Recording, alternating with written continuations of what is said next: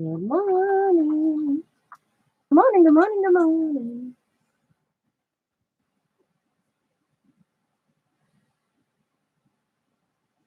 Good morning, good morning, good morning. So, I'm going to play with Gelatos again.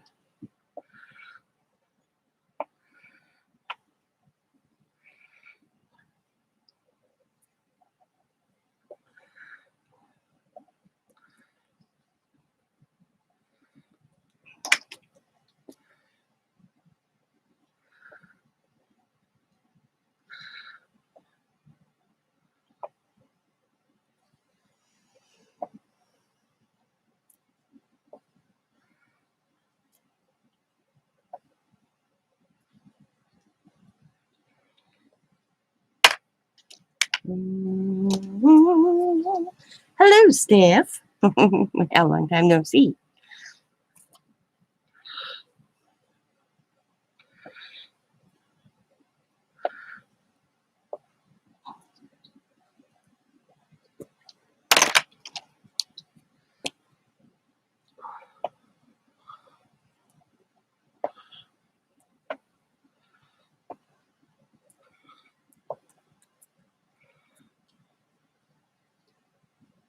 Hello, Tammy. Good morning.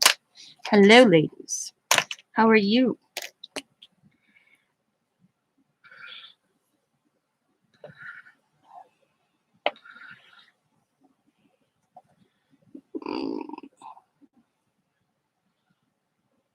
Oh, I got blue right there. Okay. Oops.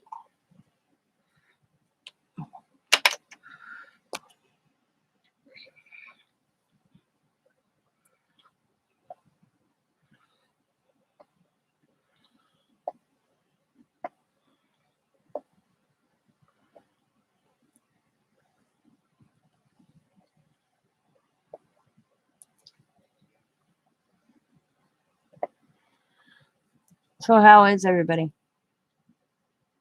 You're on your way to sleep?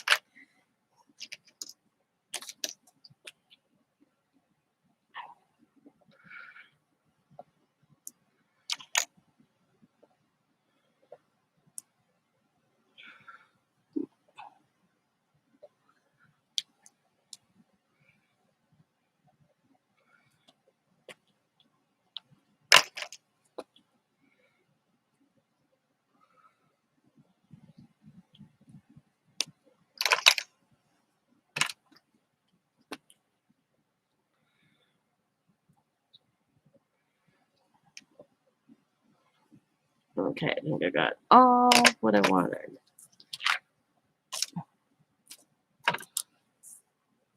Hi, Clint. So I wanted to try it on this paper first, and then to see how it looks, which is looking kind of cool.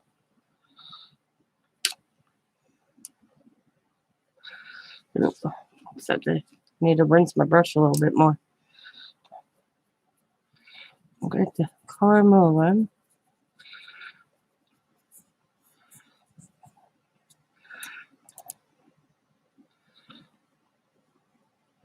So I'm just going to do all the one colors they're going. Okay. Makes more sense. It's kind of cool.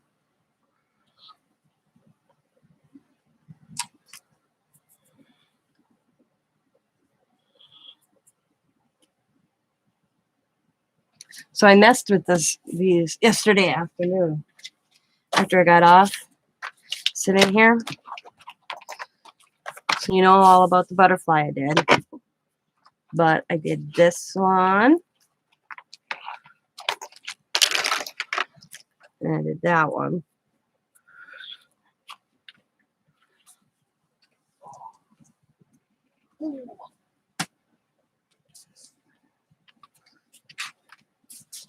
And then I did this one. The back paper is the part napkin I had used and some paper. But the rest is the gelatos. This is all gelatos. This is all gelatos. Thank you.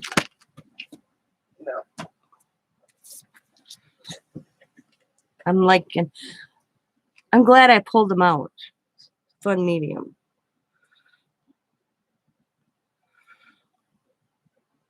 Like I said, it's been a while since I used them.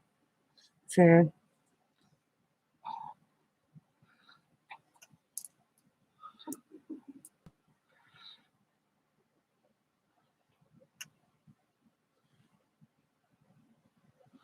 Look at how this looks.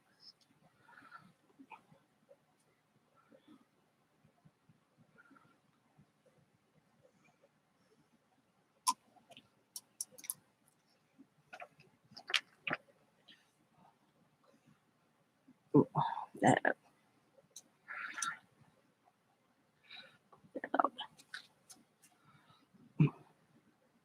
Wow, come on.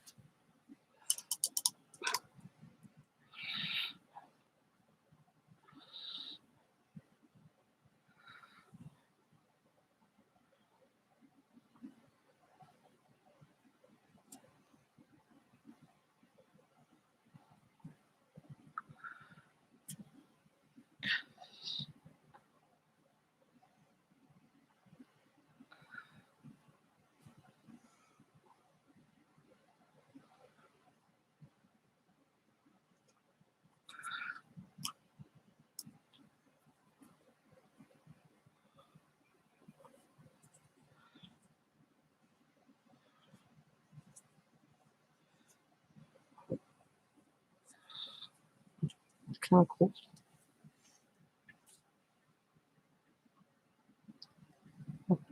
Oh, I hope you feel better, Clint.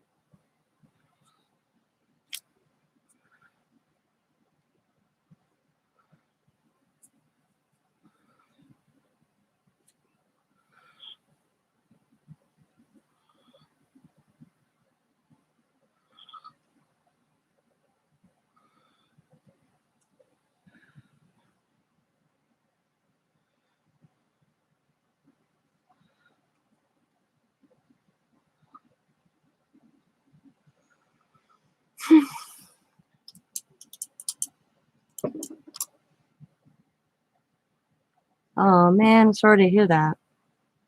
I know about your aunt. I didn't know about your friend.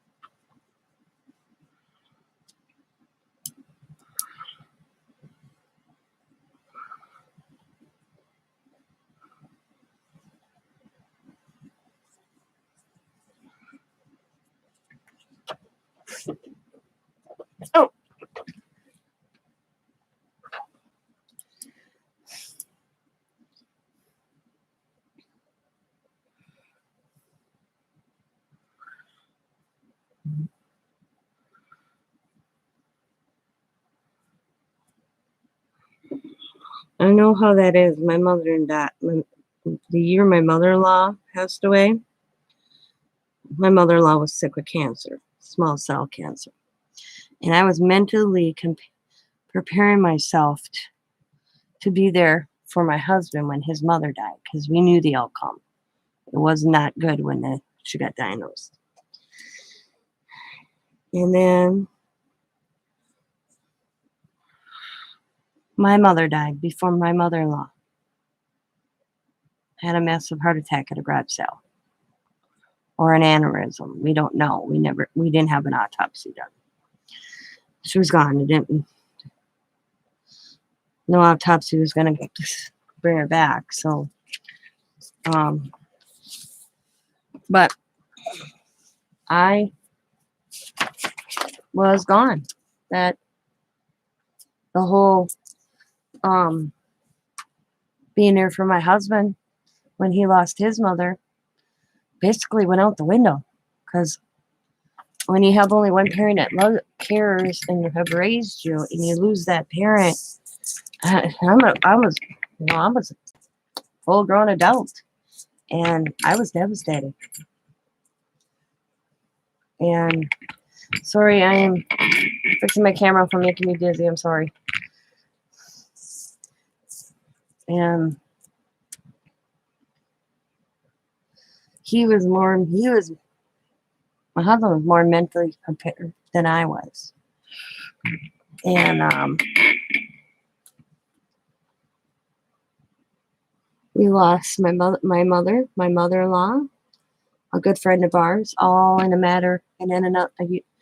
My mom in 2009, my mother-in-law in 2009, a good friend of ours 2010 in January, and another a friend of ours in 2010 in June.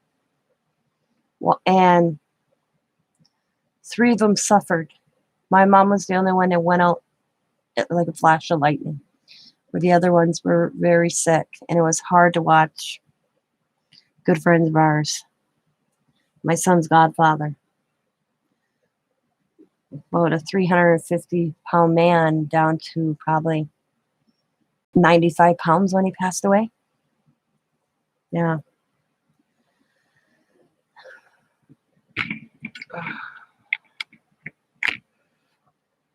There we go. Now I got it lined up. That's better. You can see the whole thing. So, yeah, it's a tough road. It's very hard. Was it? I wouldn't wish watching anybody suffer on any person. It's not pleasant. Okay, I don't want to use pink. Okay, we're going to use blue. And I'm just going to go, where it's clear, where there's no black. As you can see, this is an old page from a planner. And I'm going to use it as the background. I'm going to line up the colors I'm grabbing.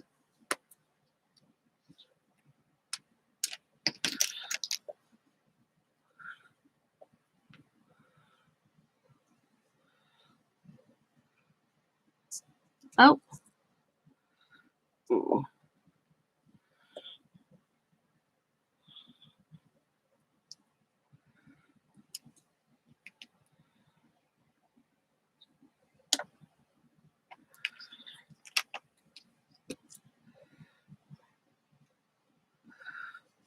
I do hope when it's my day, the good Lord calls me home. He calls me home like he called my mother, doing something that she loved, no suffering.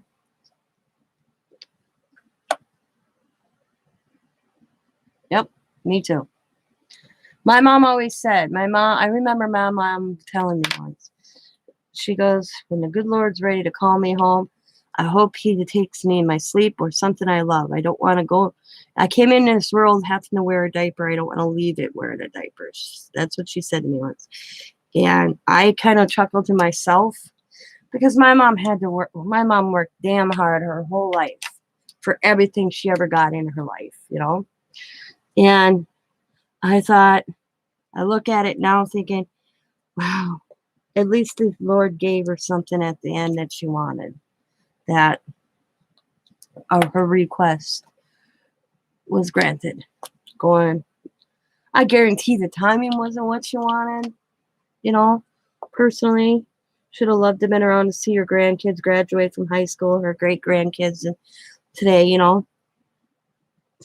But I'm thankful that the good Lord gave her that blessing, not dying of an illness, um, letting her go out the way she did, doing what she loved, garage selling. I'm blessed for that. I'm thankful that the Lord gave her that.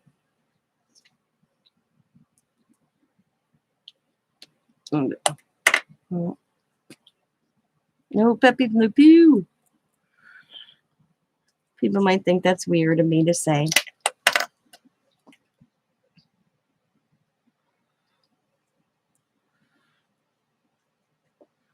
They may not agree with me, but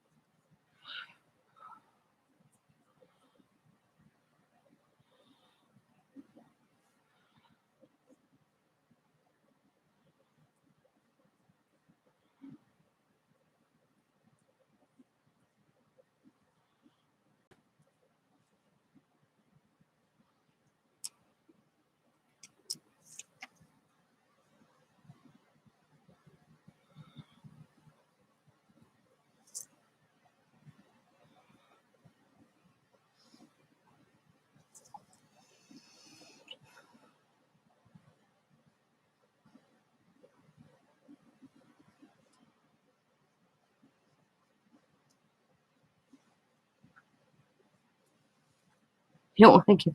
Okay, I have to give. I like all animals except skunks. No Peppy Le Pew. I like him stuffed ones. I don't want to get sprayed. Okay, I see what you're talking about. No, I was like, what? Oh, a little tomato juice takes that smell away. At least that's what it works on a dog. My dog got sprayed by a skunk. Oh, not fun.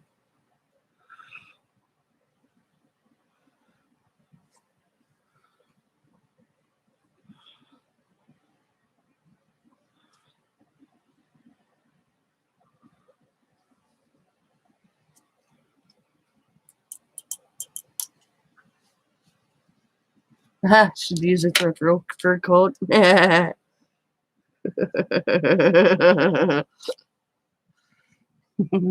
That's funny. Well, she can't have it. Sorry, Coella Deville. Coella. Coella Deville.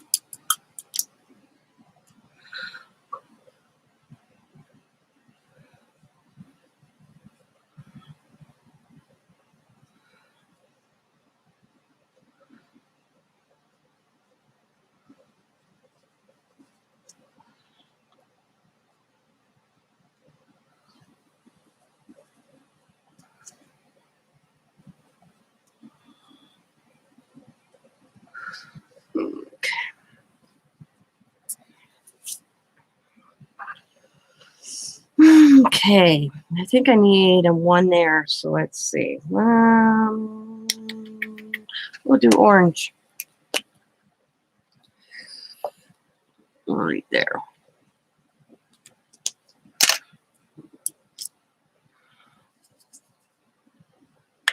Okay, now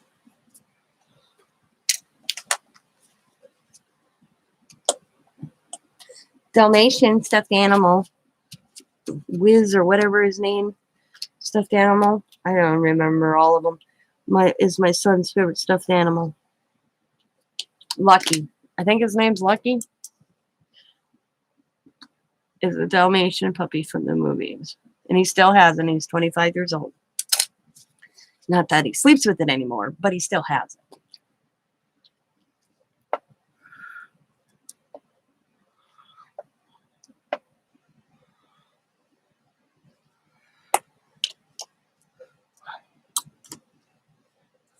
Because he had to fill out his, I don't remember what he was filling out, something for work. And he's like, Mom, you just remember, something happens to me.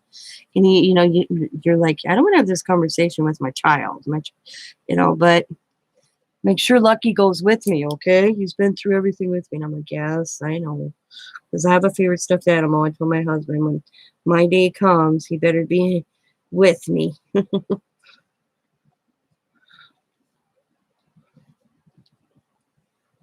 You can tell when your children turn into adults and they start filling out it's life insurance. That's what it was for his work. He took a life insurance out through his work. And I helped him with the paperwork. And I'm his beneficiary. And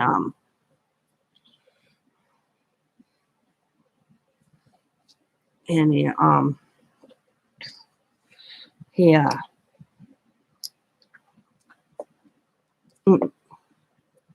told me, something happens to me, make sure Lucky goes with me. And I'm like, oh, not a conversation you want to have with your child. You really don't. But I'm glad he I already would have did that anyways. If something happened to him, knock on wood, nothing will. I thought it was very mature of him that he took life insurance policy out when he had the opportunity through his work.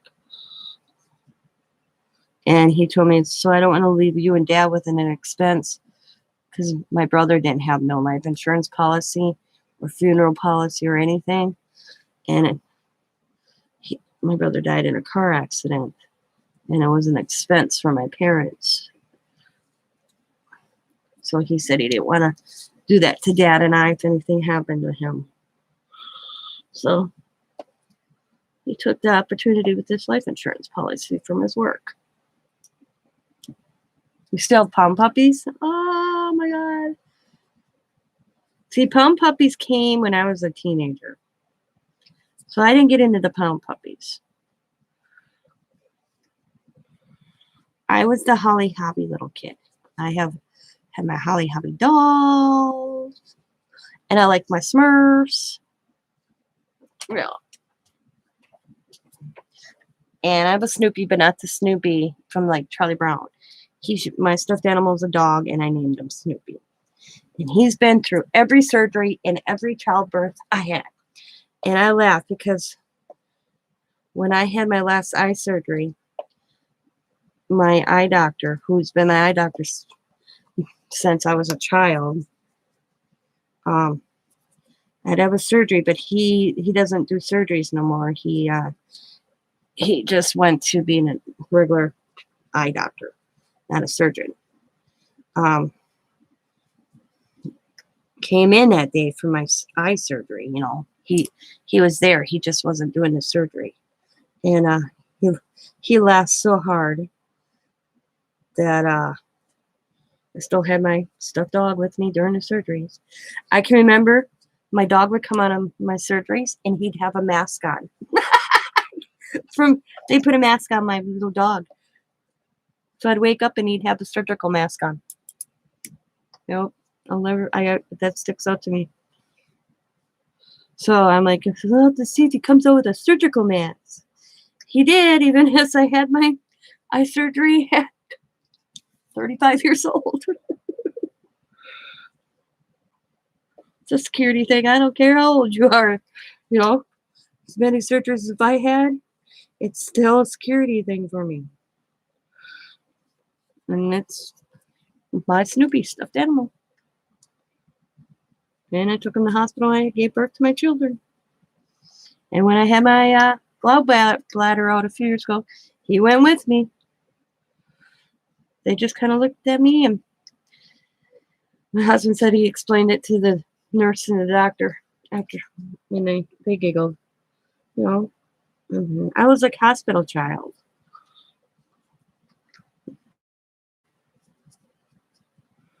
And for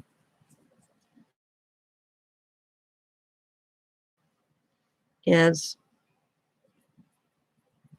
my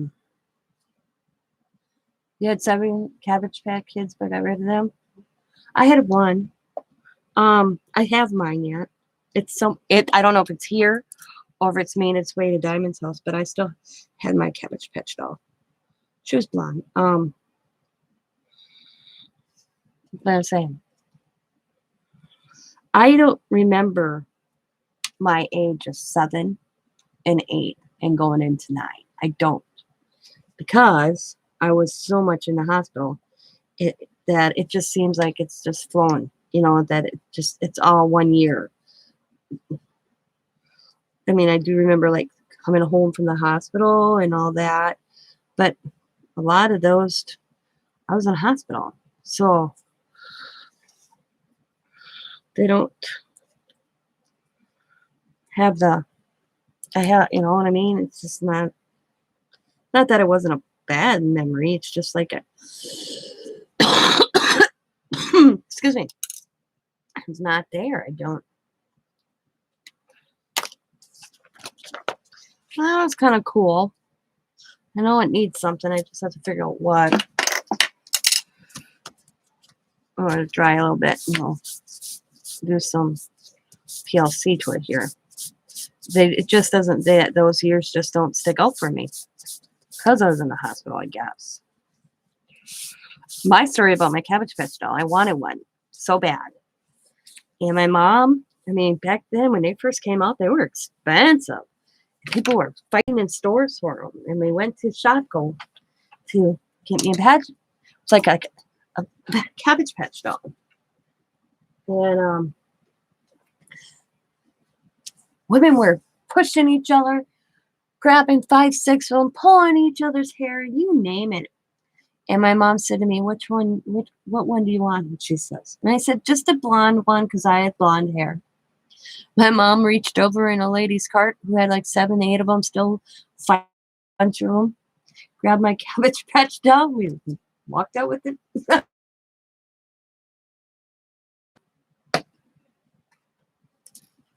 So I got God, I can't remember what this is called. Stiletto. And I'm just gonna go around where the where I did the other color. Stiletto with black.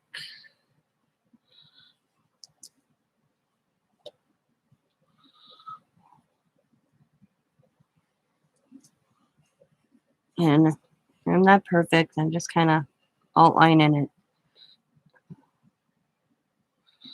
Stiletto. I always want to think of stiletto. I'm probably saying it wrong. I'm saying it like the high heel, and it's probably not the right word, but you know what I'm talking about.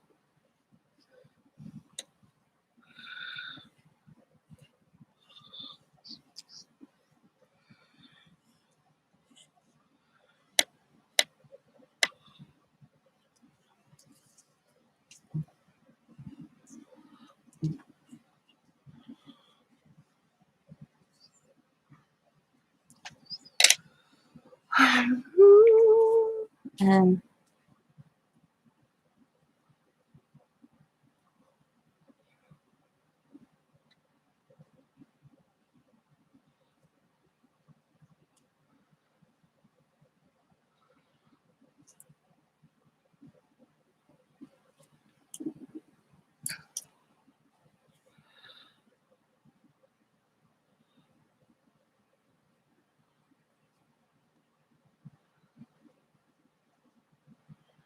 Just lightly.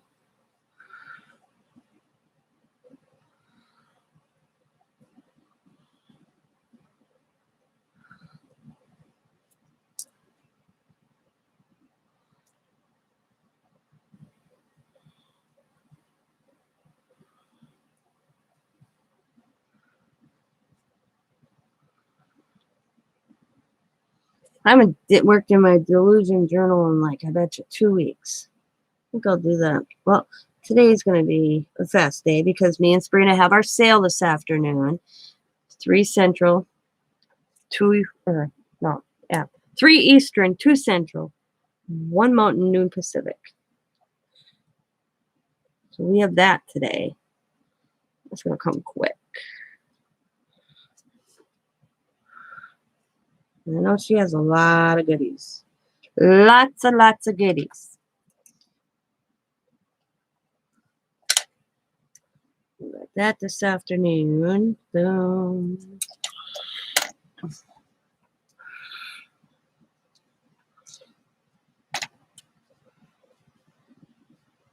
No, I didn't even look, Steph. I finished eating. I did this. I don't know if I like them. That's the first one. This is what they started out like. I don't know if I like it.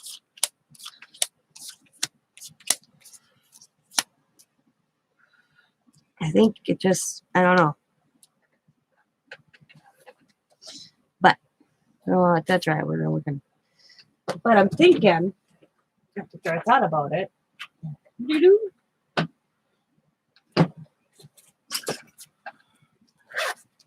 that,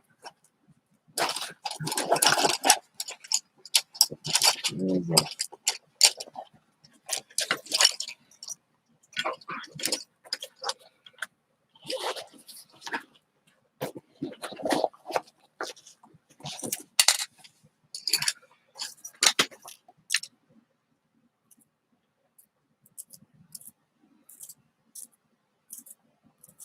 Yeah. Okay. Added some doodles or something.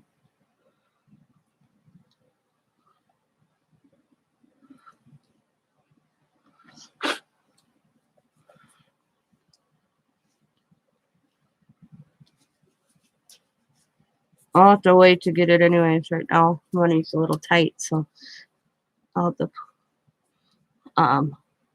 check it out and then put it on my list.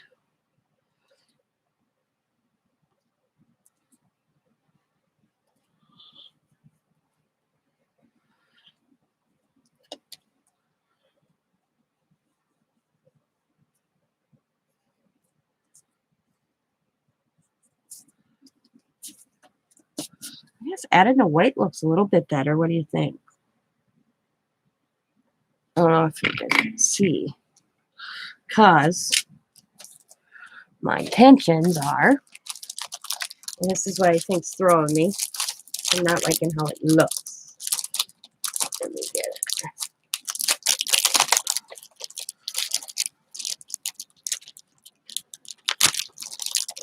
Is taking, like, maybe create, maybe like a little, yeah. So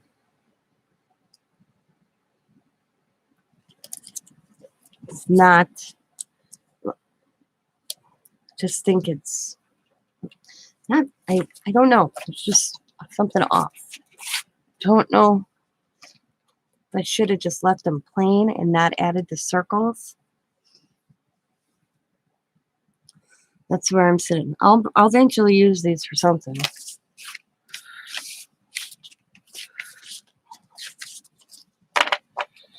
Say, one thing is in your head and goes down on another. I got another. I think that's a cool looking background.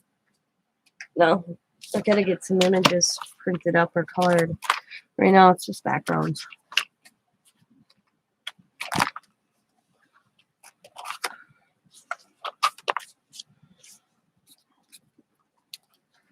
And what I did on this one, because that was a alcohol marker and it went through. So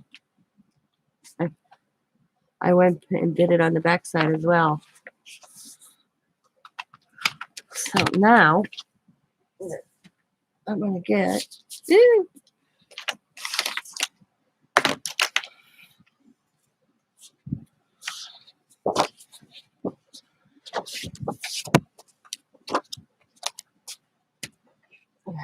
I want the blue. I want, this is the red. Yep, the red. This is the green. Ooh, I gotta clean that. Oh. Yep, that's the green. And purple.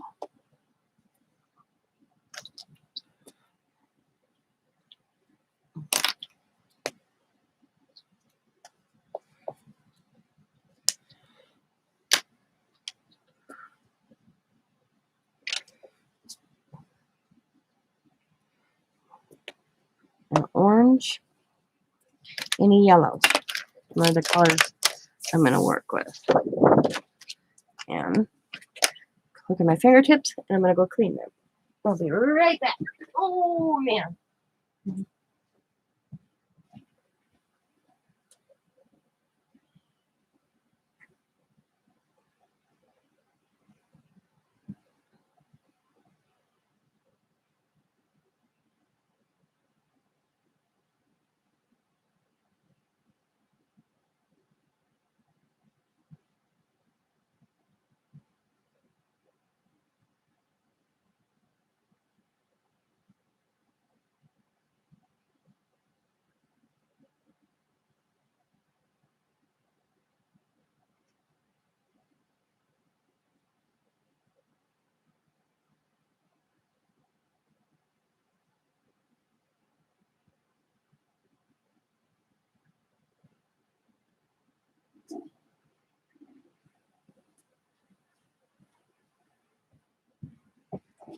Fingertips are clean.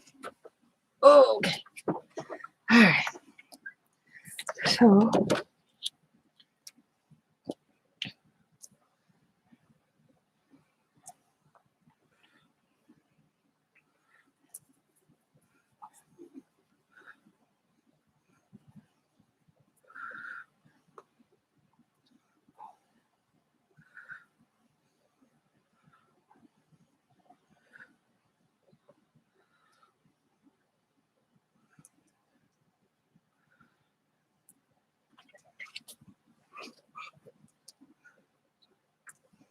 maybe right there.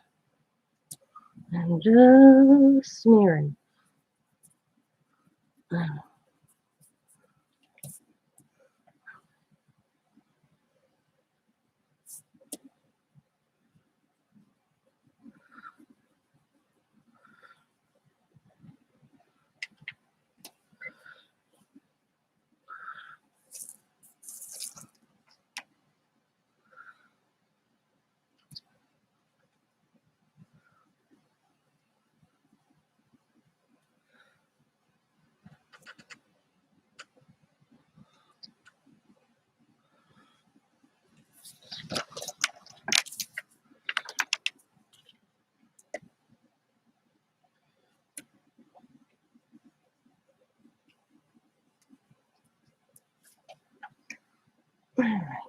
That's the blue.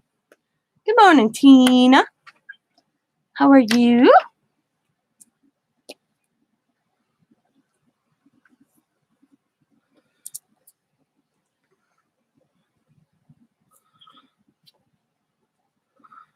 Love this red. Love it. I'll go up a little bit there.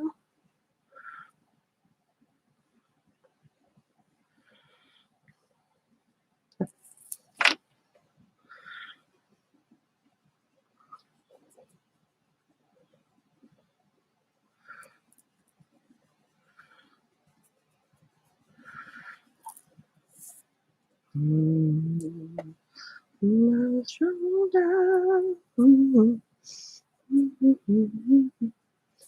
Let's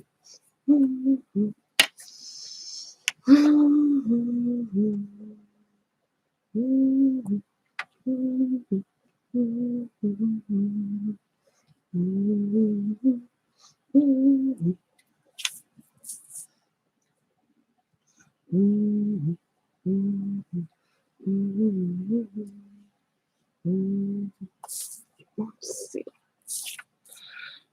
And how are you today, Tino? Or you don't know yet because the day's just starting for you.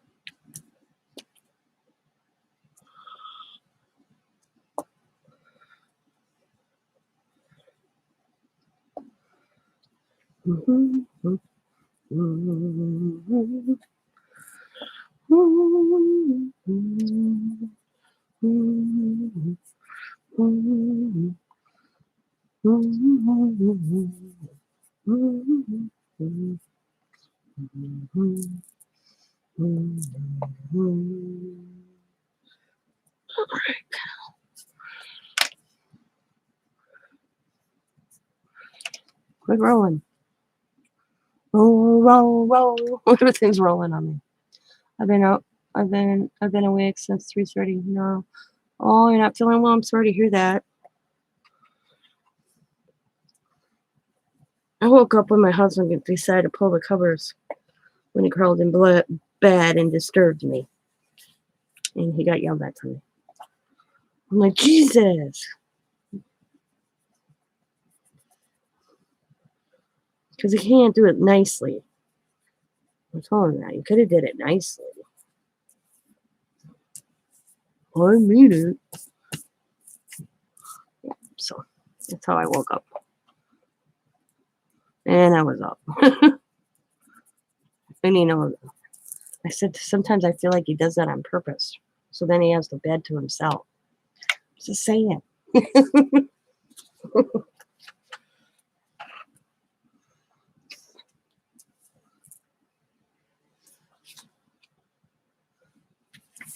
Wow, does my picture look fuzzy? Let's see.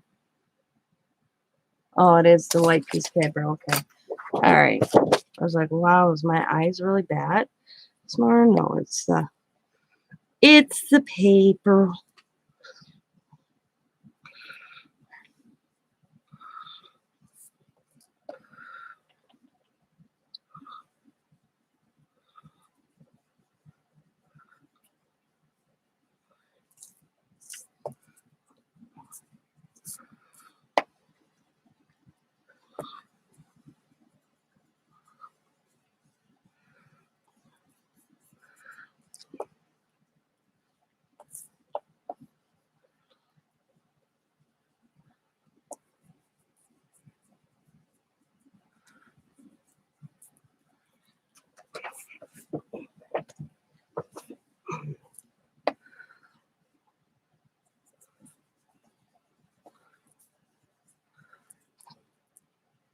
Okay.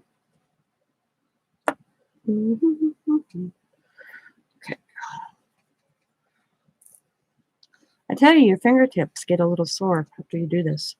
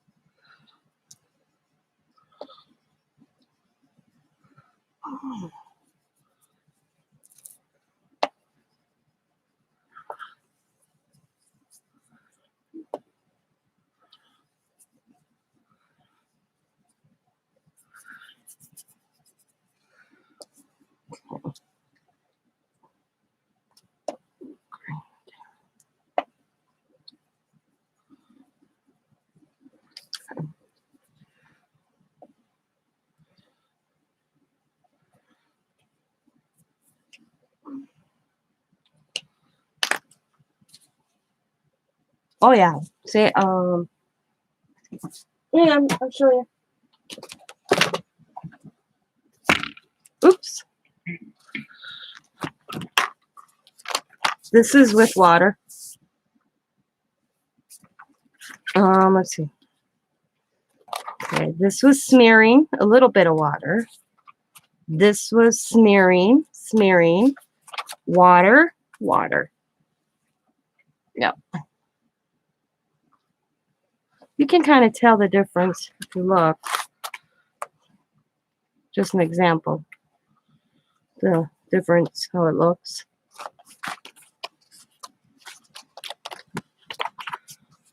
To the smearing. And I smeared and then I went back over it a little bit too. So.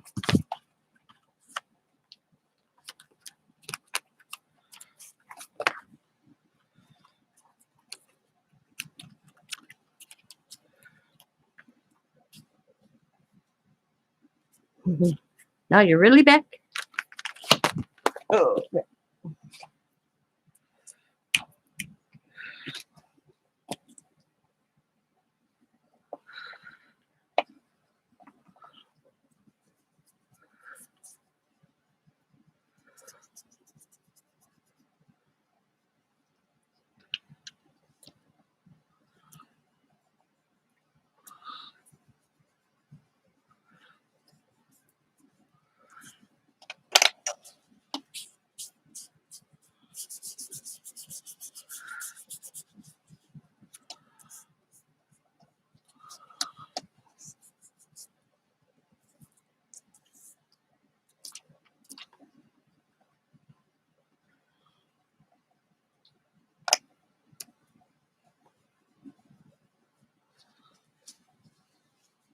Hello, Sandy.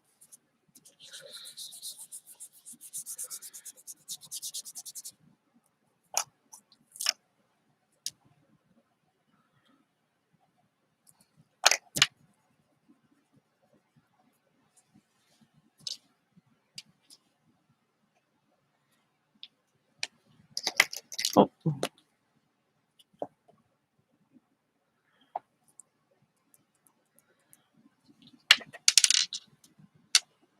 Hi, Chris. Good morning. Good morning, everybody. Good morning. Good morning. Good morning. Good morning.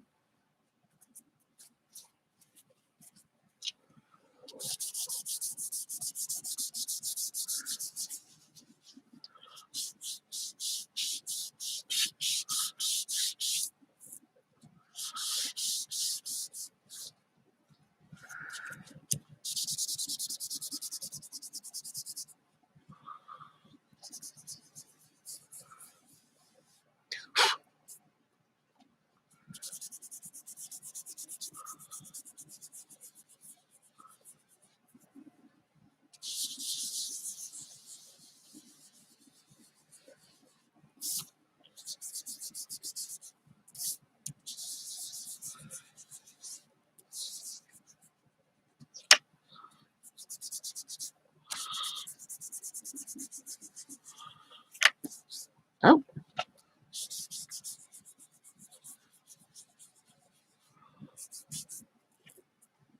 Okay. I know, looks cool.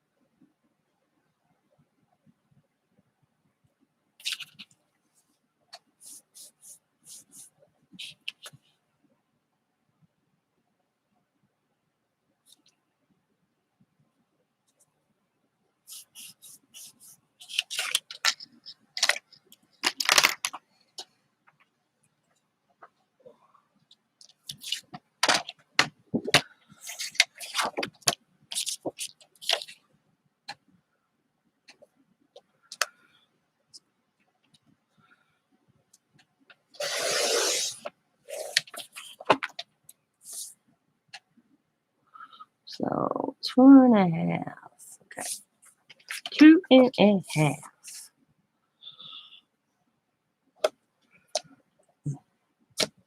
No, that's not right. I can't. Oops.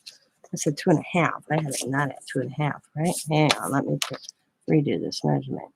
Yeah, 2.5. Wow. I had it almost at 2 going, what? So, right here should be 2.5. Yeah, that looks more like it. Okay. Oh, yeah. Perfect. Okay.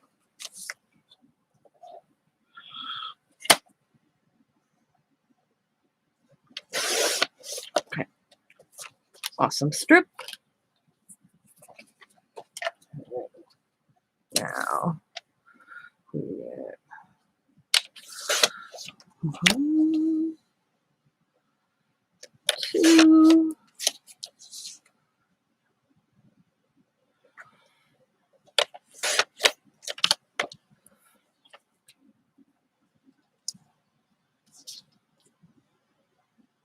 From you, yes. I did a video. There's a video.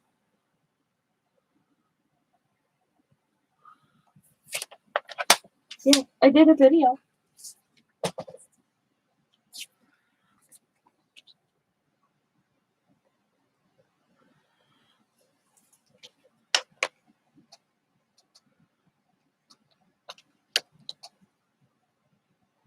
In fact, I think it's my last video for my entry before. Hang on, I'll tell you. Let's see. Videos. Okay.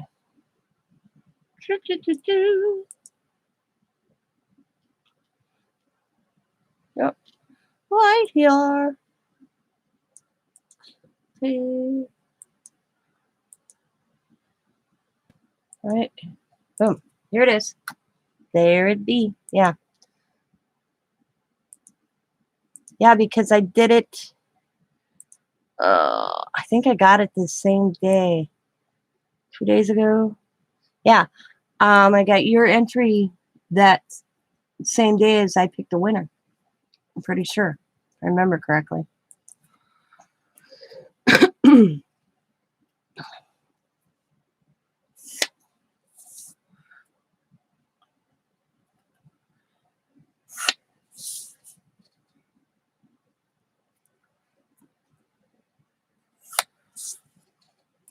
Oh.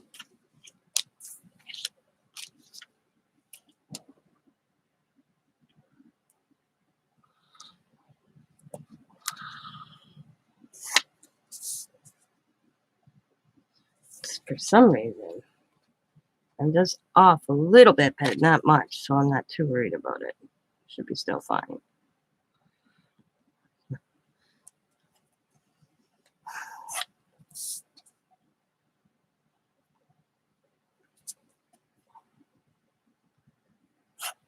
Okay. Yeah. Monday. Yep, Monday. So Wednesday or Thursday?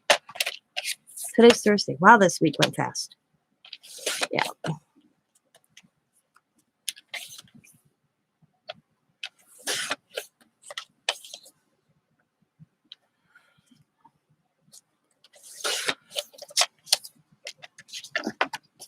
This whole year is going fast. I mean, we're in June already, and it feels like the first of the year just happened. You know?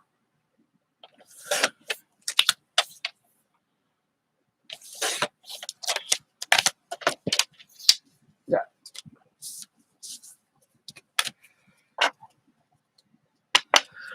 1, 2, 3, 4, 5, 6, 7, 8, 9. How the hell did that happen? Let's clean that up a little bit if I can.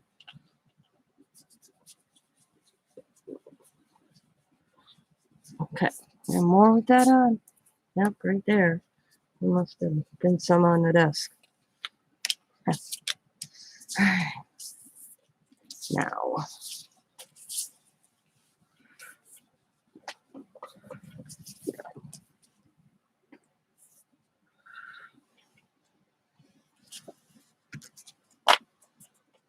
You agree? Yeah, it's like, wow. I think back of things that occurred in 2021, and it just seems like yesterday. Like, we got a new president, that big hoopla on the 6th in Washington. And we're 6 months later and we're still discussing it. It's just stuff like that stick out. I mean, how we're all supposed to come together as the people, and we're still very much so much division and divide in the country. It's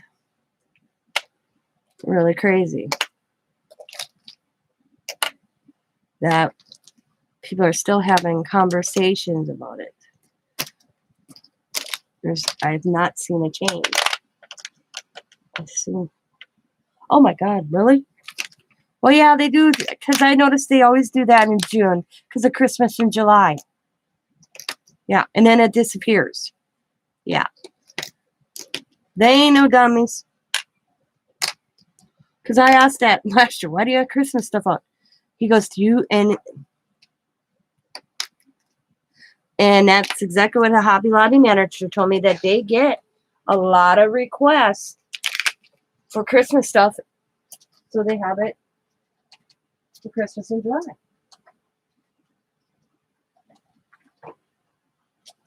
I was like, seriously? Right? Yeah.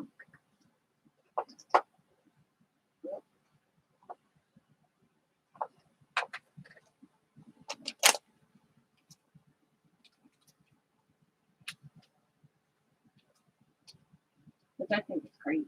I mean, don't get me wrong, I do Christmas in July, but I don't do the full blown Christmas in July and stuff.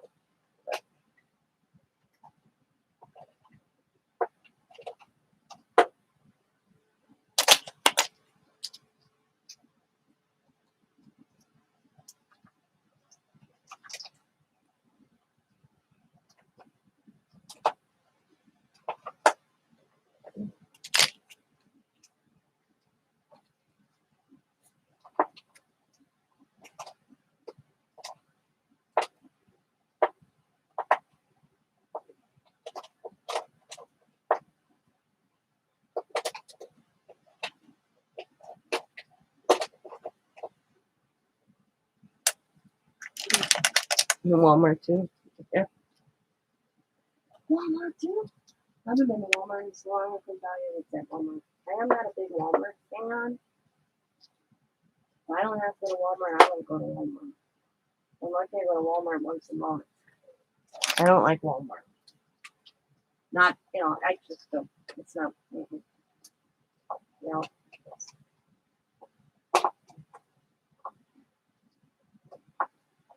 That there.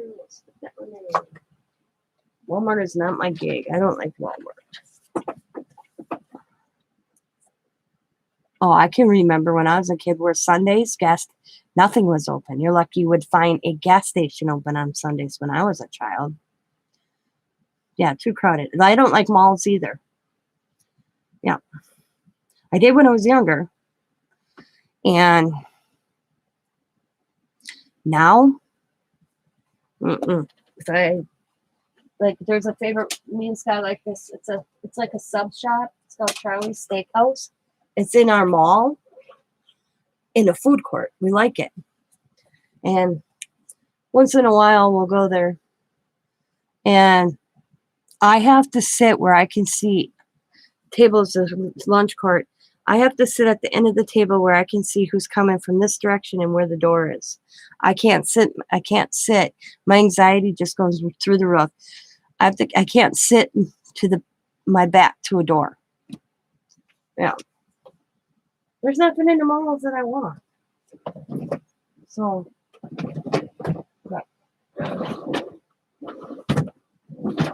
oh man, that's right. I removed all my stamps the other day. Now I remember where I put them. You haven't been in a mall for a year? Our mall's not too big,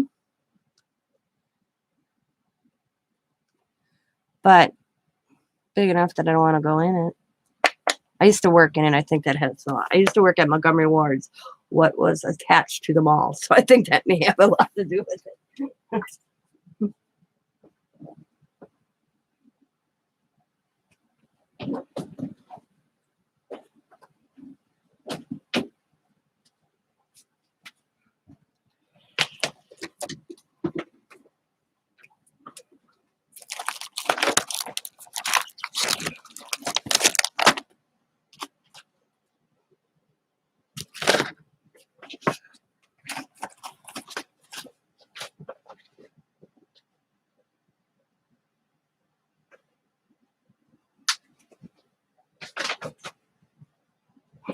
We have a mall here in Appleton or Grand Shoe, whatever you want to call it. It's called the Fox River Mall, which is pretty big.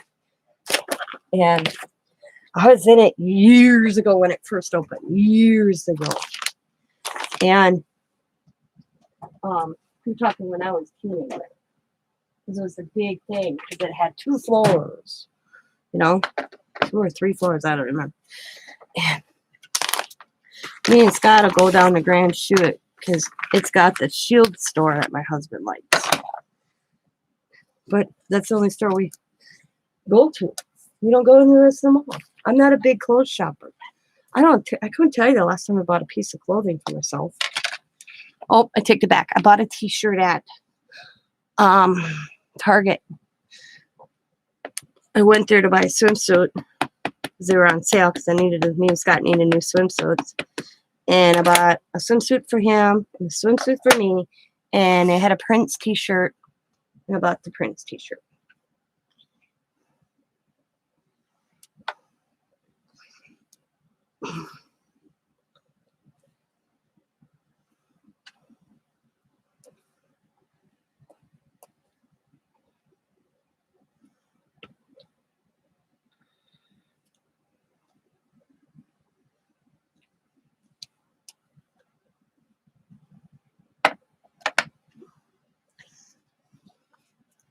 Yeah, I don't like clothes shopping. I'm not a big clothes shopper, so okay. I want 3 of them. Okay.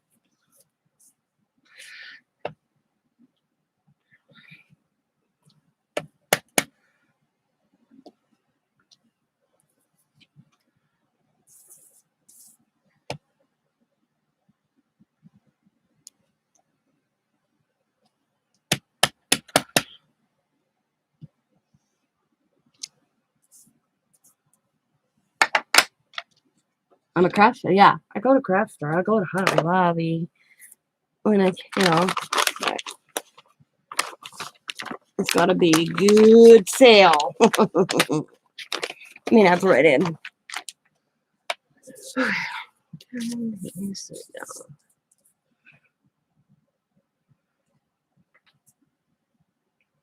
Oh.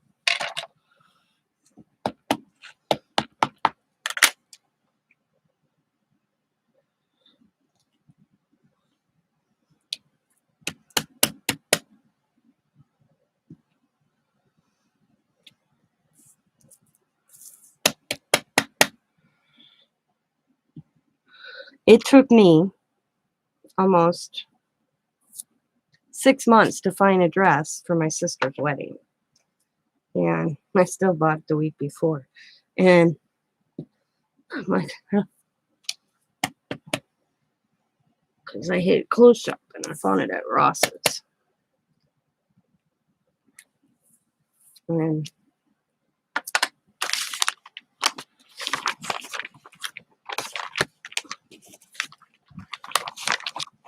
I've worn it twice because I wore it to a wedding, wore it to my sister's wedding, wore it to my another wedding.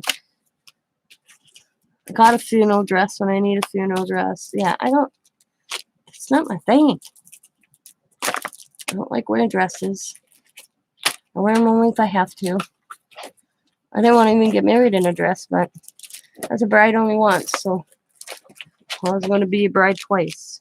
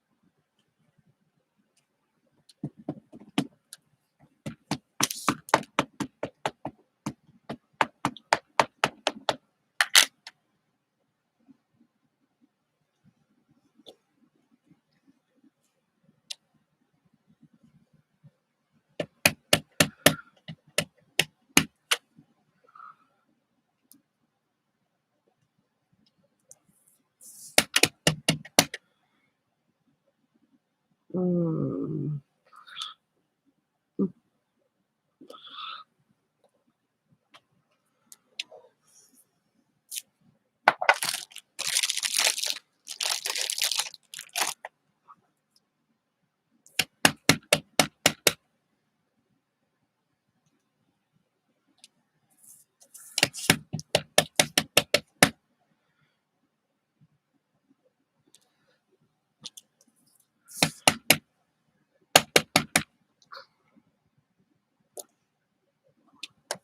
Cool.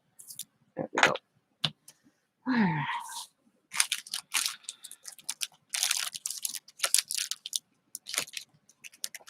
Yeah.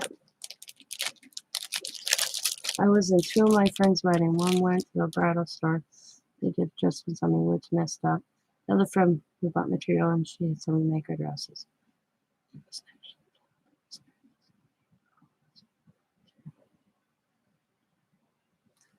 I know. I walked in a Dollar Tree the other day and no mask required. It was weird. It was totally weird.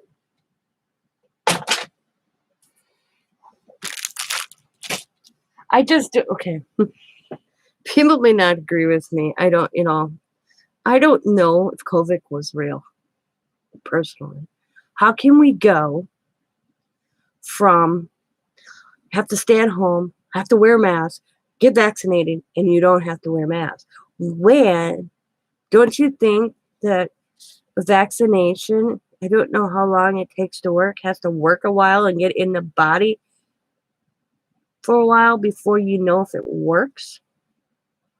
That once you're vaccinated, you don't need it. Wear a mask. I just think that's kind of weird to me. I find it weird. I'm not vaccinated.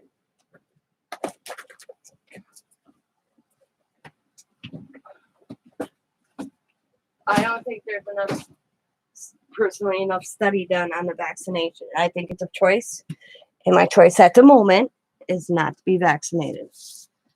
Okay. And then my daughter's like, "You're too conspiracy, Mom."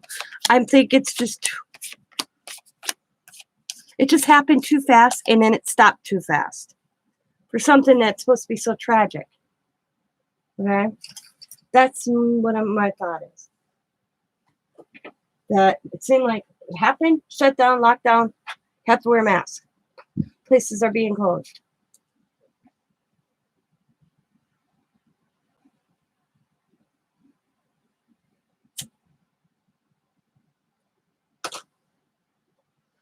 Yeah. Yeah. So I know the numbers are dropping, but is it because of people are vaccinated, or are people actually coming immune to it? Because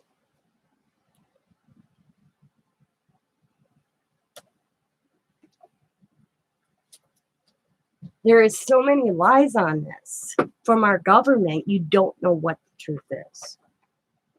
Scott's cousin passed away. Scott's cousin's wife passed away, and recently we just found out. Okay, and she had COVID 6 months ago. 6 months ago, which recently passed away in the last 2 weeks ago. I think it was. They listed it as COVID death. She's about her 55 in that area. Same age as my husband and I. My husband's 53, so I want to say 55-ish. Okay? They classified her death as COVID related. But what they didn't classify is that she had underlying health issues. She was already had something wrong with her before she caught COVID. But yeah, they classified her COVID related death. How can they do that? It's not like she died when she had COVID. She had COVID 6 months ago. She had a massive heart attack and she didn't survive this time. But the massive heart attack was classified COVID related. Yeah, he was telling my father-in-law that. He's like, wow.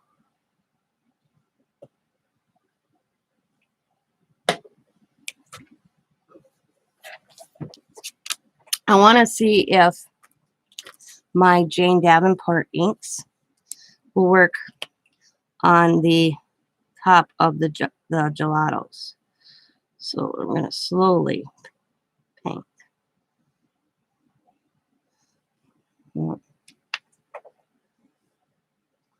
We all get colds. I got a cold. It's called like spring cold, winter colds.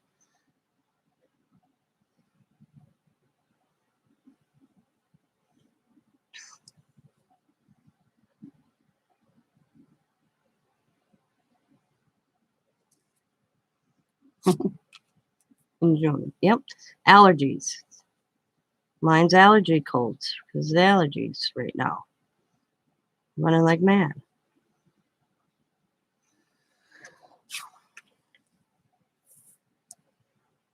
So,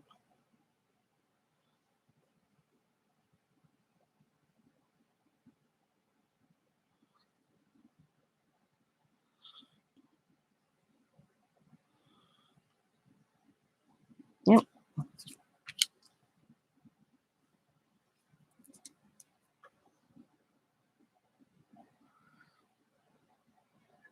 And it's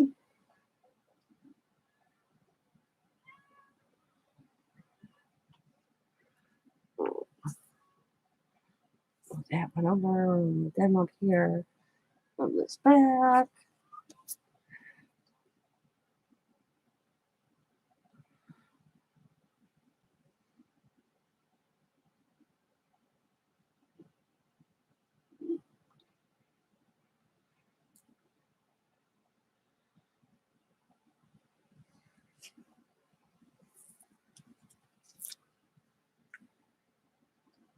Yeah, exactly. My thing is how many pharmaceuticals made millions of dollars off of this?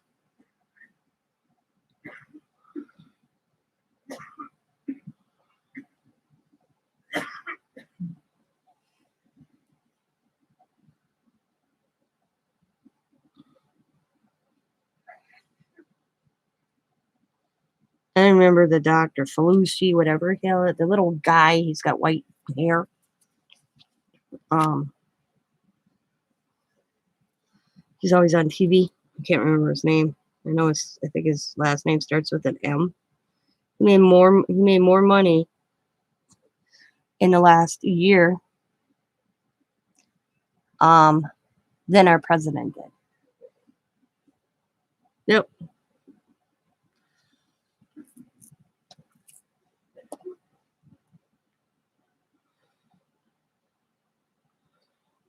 I read that. And now he's scammering at the bit because of all these emails that came out. Hi, Steph.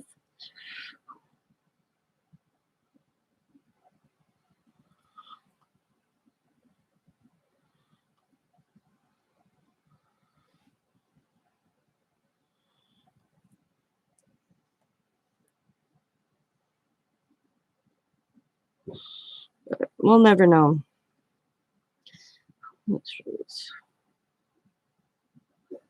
Just like I said from the beginning, and I had friends that didn't agree with me that, yeah, um,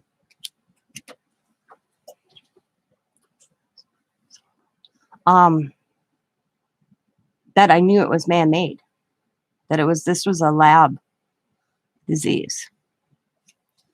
I said, you're going to find out that this was made in a lab and it got released.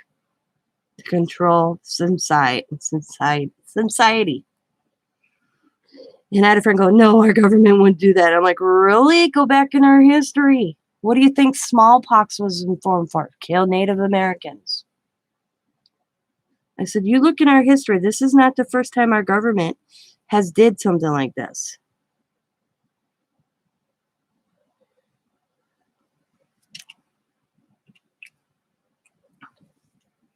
And then a few weeks it came out that it was a lab. It was a lab. She goes, how do you know this? I said, logic. Just think of logic. Why? I said, because they had the answers to it real quick. I said, you look at it, diseases, AIDS. They didn't know how AIDS came about. It took how many years to figure out not a cure, but a life-sustaining medication.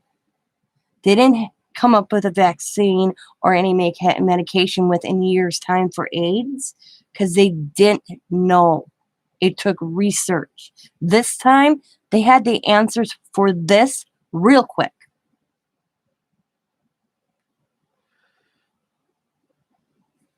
Too fast, in my opinion.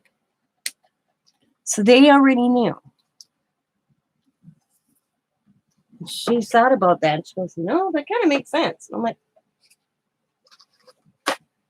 I said, think about it. Or can't, exactly.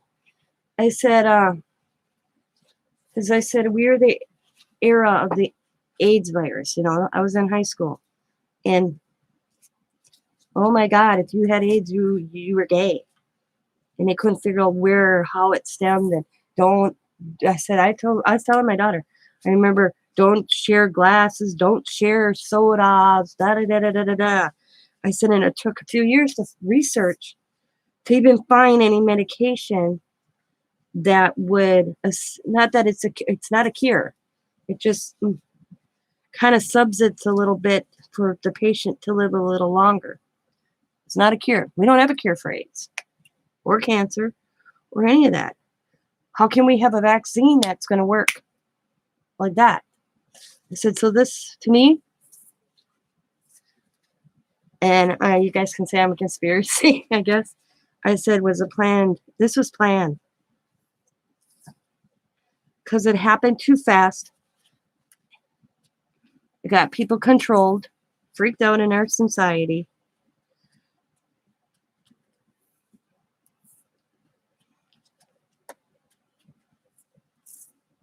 I guess I watched a lot of, but I knew when it just came out, I said, this is out of a lab. And my friend said, no way. They wouldn't do that. I'm like, what? Yeah. She's like, no, our government they wouldn't do that. I'm like, really? Look at things they put in people's water.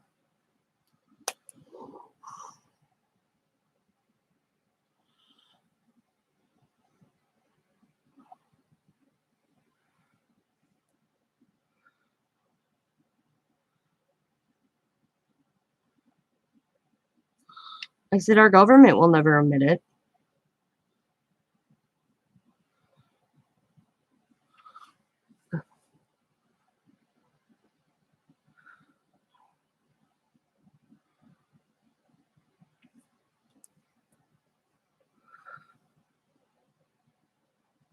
I just think everything was timed too perfect. Too perfect. I know you guys are probably thinking I'm weird. Hi, Candy. And like I said, it's a choice for anybody to go get vaccinated. That's your choice. That's your right. Just like it's mine not to be vaccinated. In time, I probably will when I think. I mean, I had a friend get vaccinated and 4 days later, she ended up in the hospital. So she had blood clots. She went back in a full-blown menstrual cycle after she had menopause. She had blood clots in her lung. Her thing is, she was in the hospital 14 days, and now she has a bill.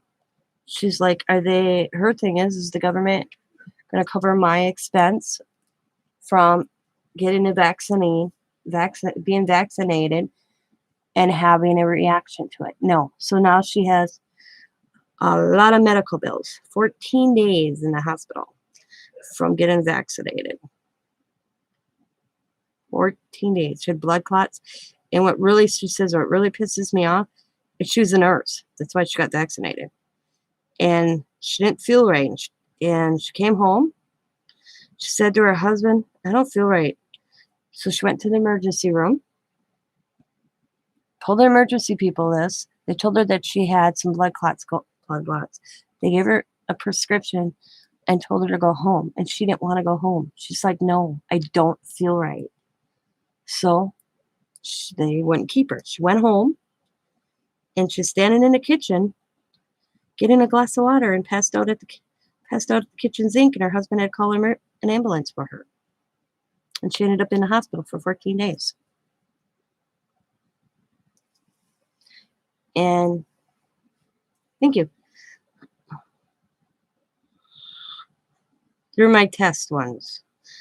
This is Gelatos in the background. Some are Jane Davenport inks that I'm using. And some are going to be delusions because I got delusions mixed in here as well. So now she has that expense. I can't teach if I didn't get vaccinated. Yeah. Yeah, that's like she said. She couldn't go to work if she didn't get vaccinated because she's a nurse. And she's scared to get the second one because this was her first dosage. So I don't know what she's going to do. Her husband said no job's worth it if you're going to end up in the hospital. And she's one of those percentages. Not everybody has a reaction, but she had a bad one. Put her back at full-blown menstrual. She was over menopause, and then she knew something was up when she got her period. And it wasn't a steady, it was, yeah. It seems to be good. Yeah, she said when she went in and she was like, what? Because she hasn't had a period in 10 years. She said that was the first sign that something was not really going nuts. Yep. Our bodies. Look, she goes, you know what gets me about doctors? They get educated, and they should be. But sometimes a woman knows their body. That the patient does know something's up. She should have never left that hospital. They sent her home within less than an hour. She was back in an ambulance. She knew. She goes, that's what pisses her off. Is that it's like, oh, just go home, rest, take your medication. You'll be fine in a few days. That was the attitude. Yeah, fine in a few days, 14 days in a hospital. Well,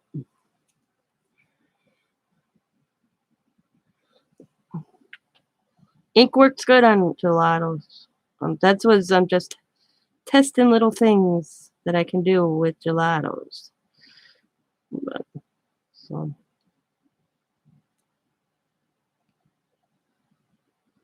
I don't know. There's things that we'll never know. Yep, blood clots in her lungs. Yep. When she went in, she got her shot like at, she told me, I think 10 o'clock in the morning. And she said within probably an hour, she didn't feel right and went in the bathroom and she was bleeding, which really threw her off because, like I said,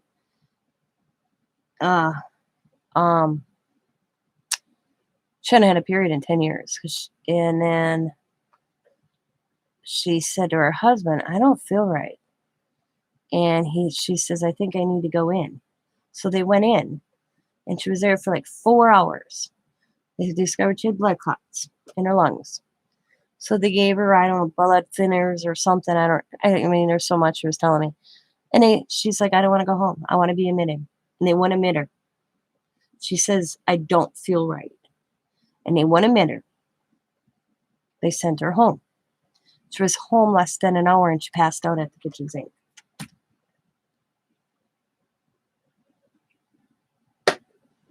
Ended up in an ambulance. And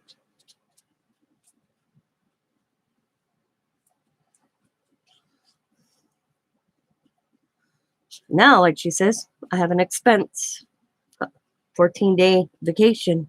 She called it. Yep.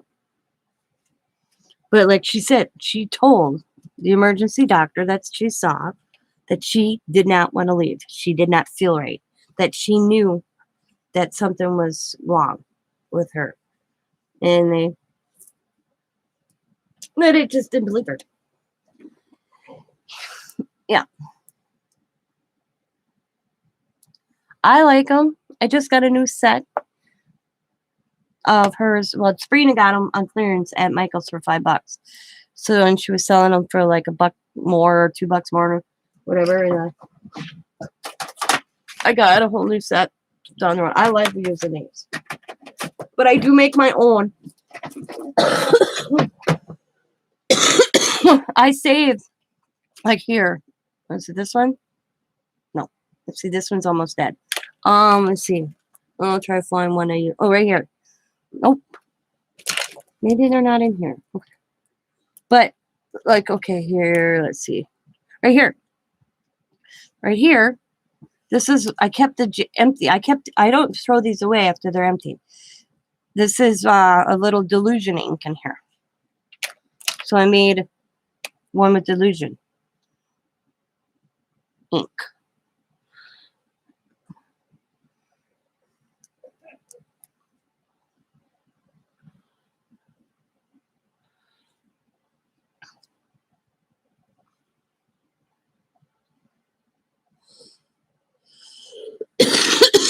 Excuse me.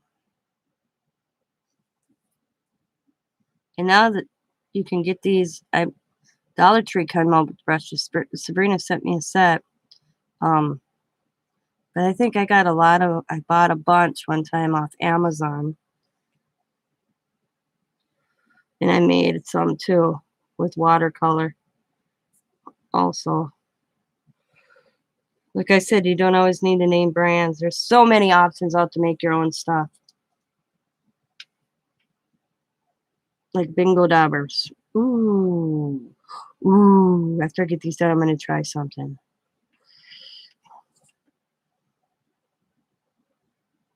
Uh,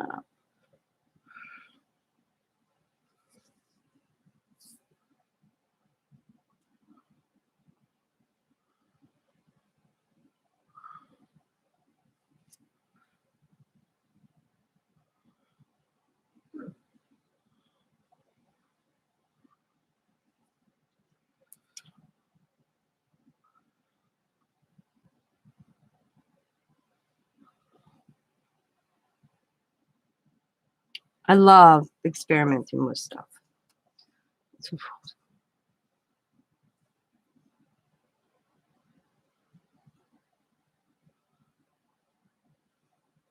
Sometimes it works, sometimes it don't. But it's fun trying.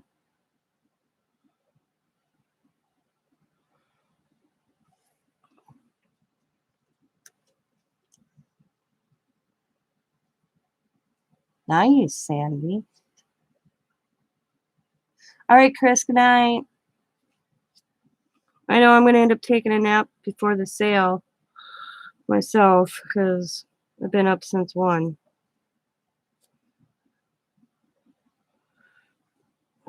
Told my husband, I'm like, yeah, make sure I don't sleep in if I fall asleep before. Because I woke up today, yesterday. And I'm like, why did you let me sleep so late? I'm like, well, you can't do that on Thursday.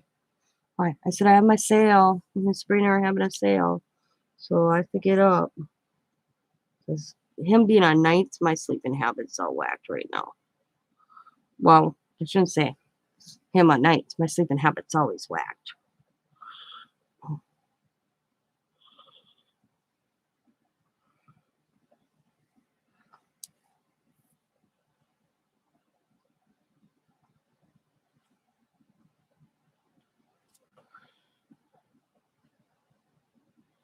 So right now I'm just adding a little bit of color.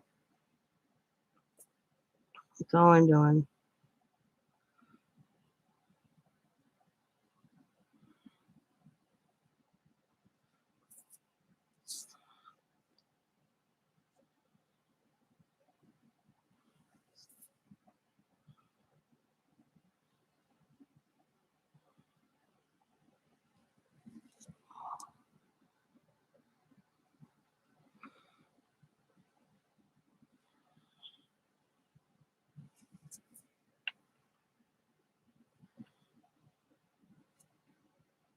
And I'm not being neat about it either, as you can tell.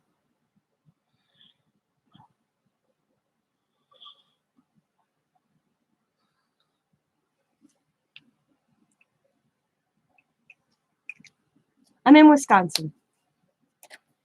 I'm in Green Bay, Wisconsin.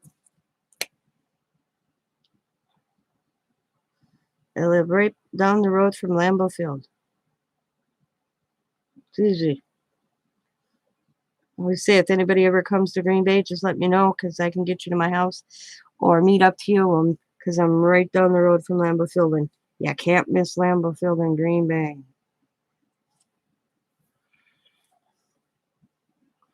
It's exit there's signs all over.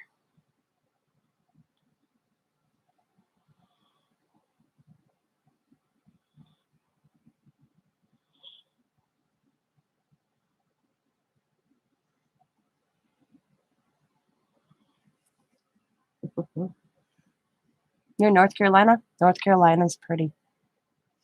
I said if I had to move somewhere, it'd be South Carolina or North Carolina. My husband and I were discussing that. And he's like, where would you like to move? I said, North or South Carolina. They're both gorgeous states, and they're very similar. You know, to Wisconsin, in my opinion. They're very pretty out, they just something about them I thought reminded me a lot of my Wisconsin when I was down there, except warmer.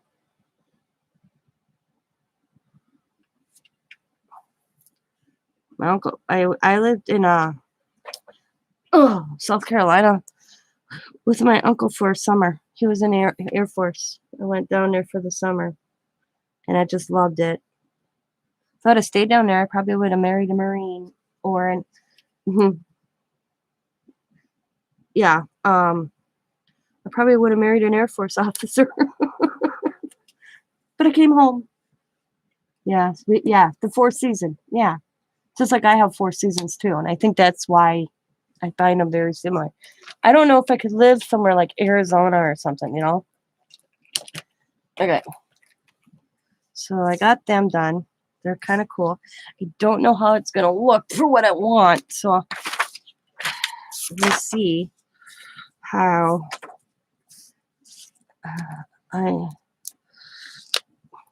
gonna do paintbrushes. Maybe the little splatter paint. I'm not gonna put these permanently on, but we'll see. Kind of. But that's what they're gonna be is little for in my pocket letter. Pocket letter.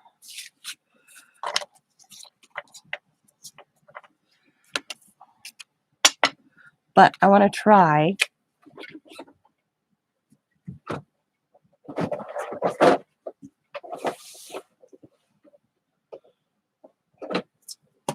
my bingo daubers on it.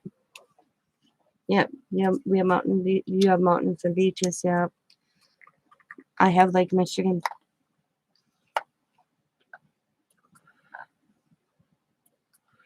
So let's see how well the bingo daubers work.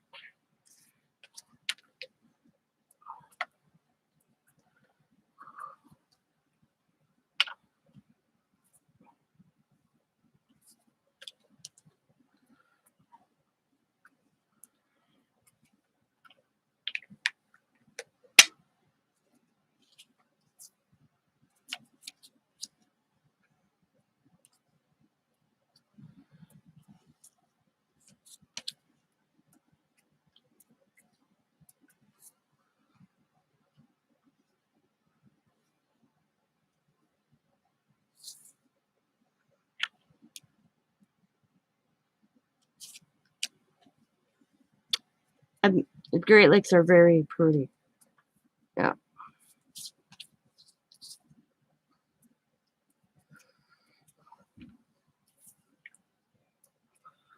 Very pretty. I've never been to like California. I've been to Oklahoma, through Texas, but I've never been um like California, Las Vegas. I've never been in that like side of the state. Been to South Dakota, North Dakota, Utah, Missouri,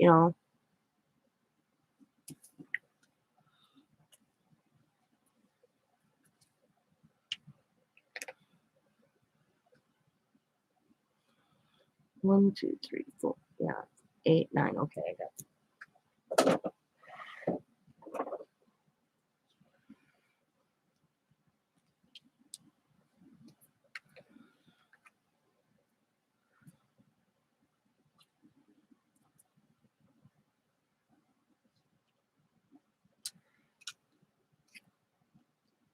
Rated the worst city in North Carolina.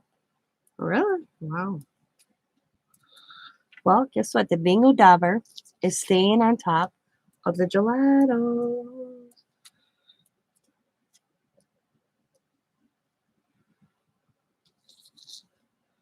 So I'm impressed with that. Like I said, I use a lot of mediums and mediums that you would not think to use, like Bingo Daubers. Who would ever think, huh? And that was only because Bima was going bingoing, and I'm like, ooh, I wonder what Bingo Daubers would look like on paper. They make awesome ink too. Well, I'll buy a bunch of Bingo Daubers.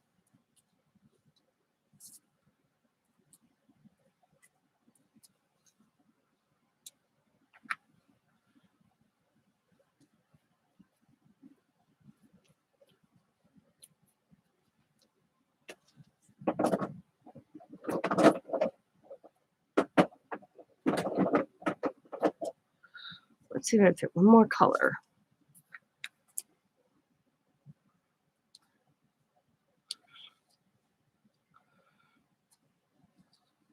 Love this. I'll put it right there.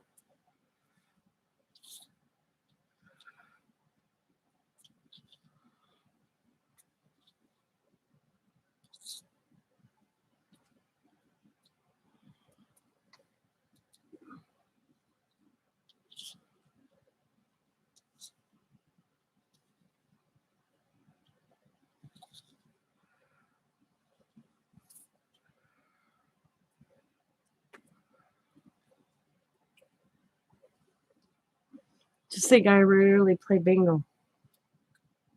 Not my thing.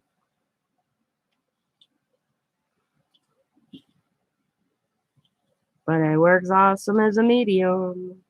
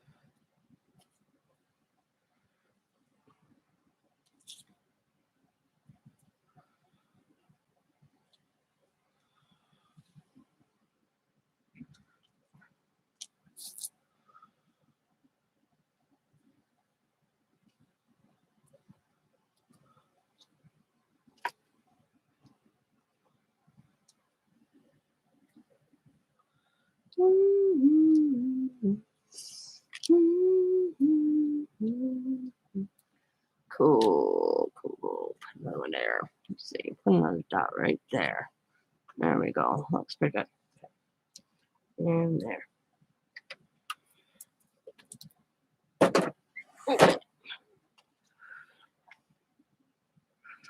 All done dry.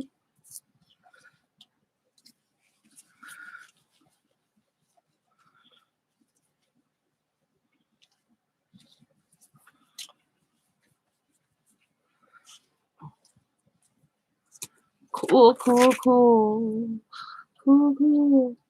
I'll dry a little bit. And then I'm going to work on these. They're so cool. Now that I added these dots, I think I'm liking this better. Hi, Vanessa.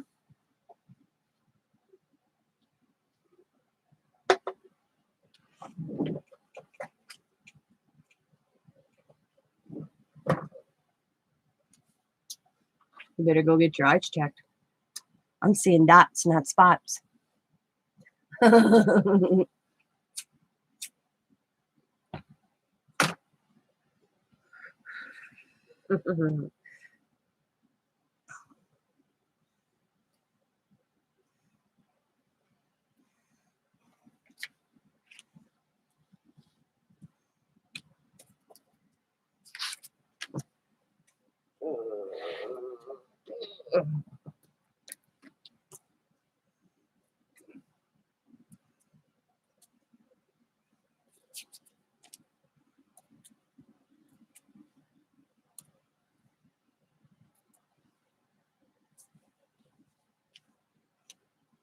Oh, I got 2 thumbs down this morning. Oh, I don't like my logic theory. That's all right.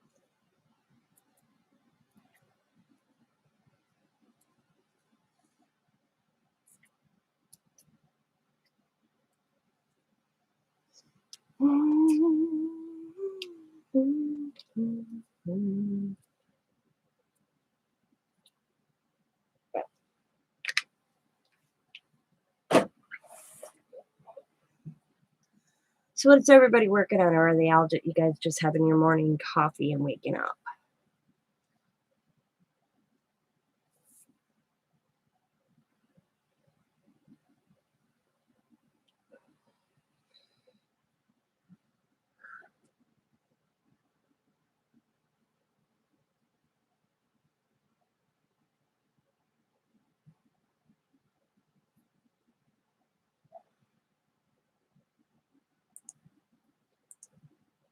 Okay, I'm gonna give a shout out this morning to, hang on, let me get her channel up here. I'm gonna share her video, and when you go over there, her name is Gloria Crafts Halls and More. Copy. Put her right here. Paste. This is her channel name. Okay. This is how you get there, and she has a project giveaway, and it's very cute what she made. So please go over there and check out her video, and just mention in a comment that I mentioned it in the live stream. And join our giveaway. You don't have to send anything in. And what she made is really cute. Really cute. She's giving away.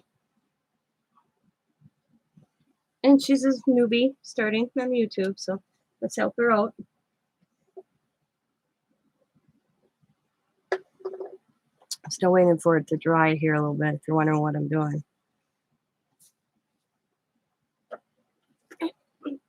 Oh.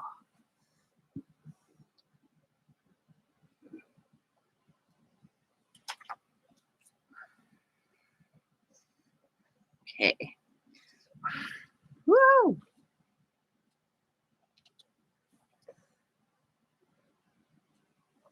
Just waking up?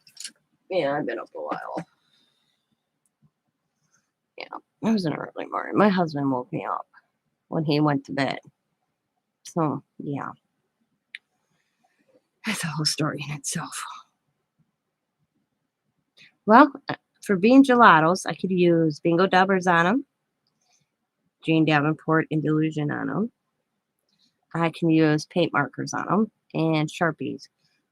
Gel pens are having a problem, I realized. I tried gel pens yesterday and it didn't work too hot because they're waxy. Hi, Jennifer. I haven't seen you for a while. Okay, so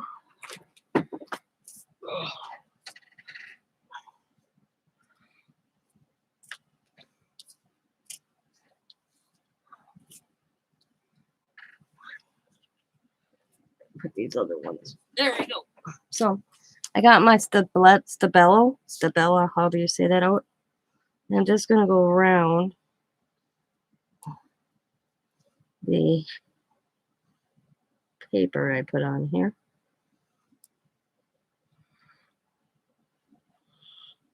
And kind of around the edge.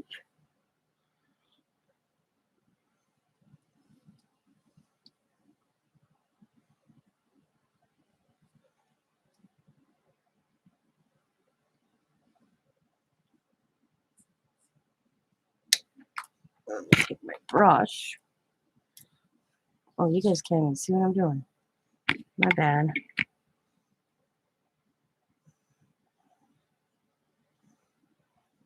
There we go. And I'm just going to take my brush, go on the edge.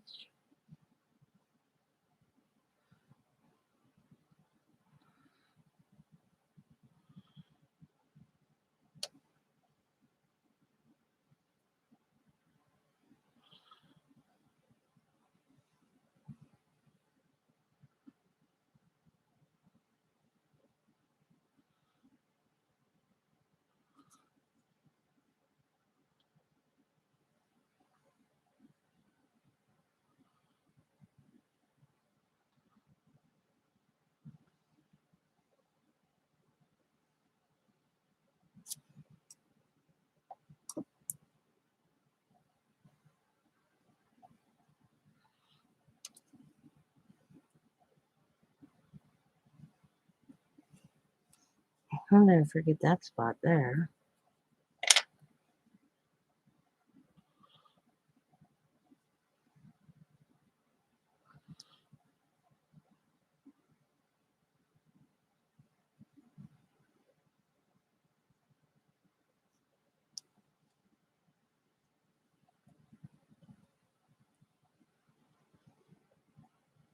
It's cool.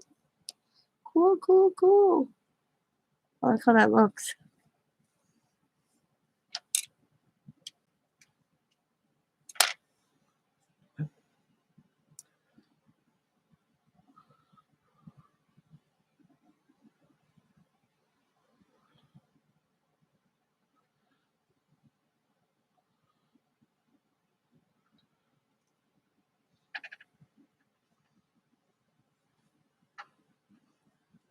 All right, Sandy, nice coming in. Thank you for coming in. Have a good day.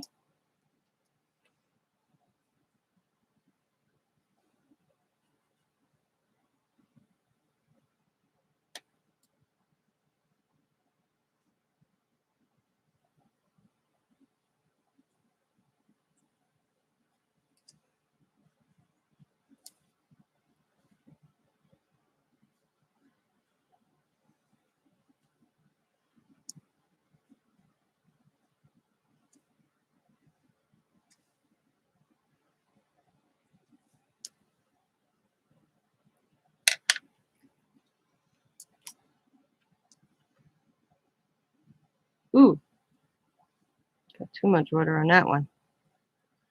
So get up. There we go.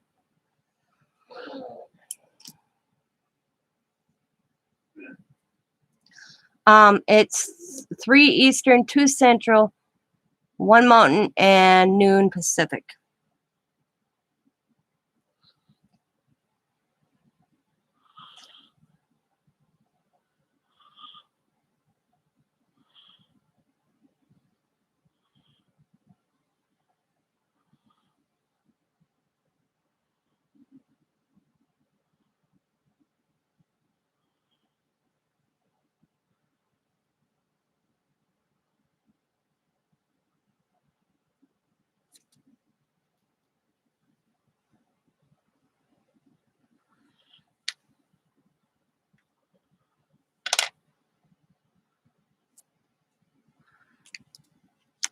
You guys like the black going around it?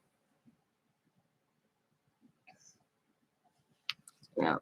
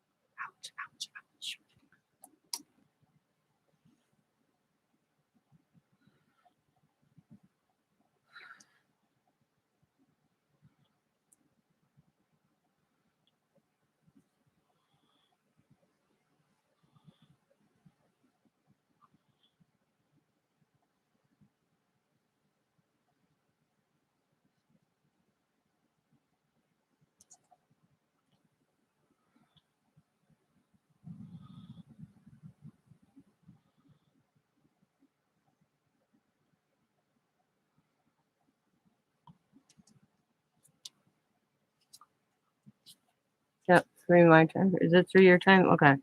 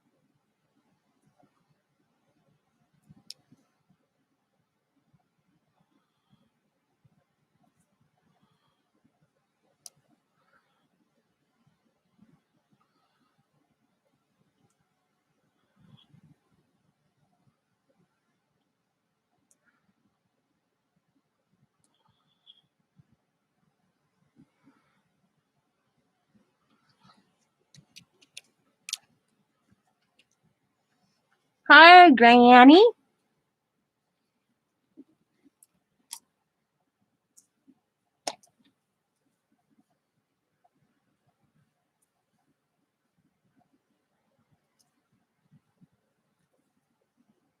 Good morning. Good morning.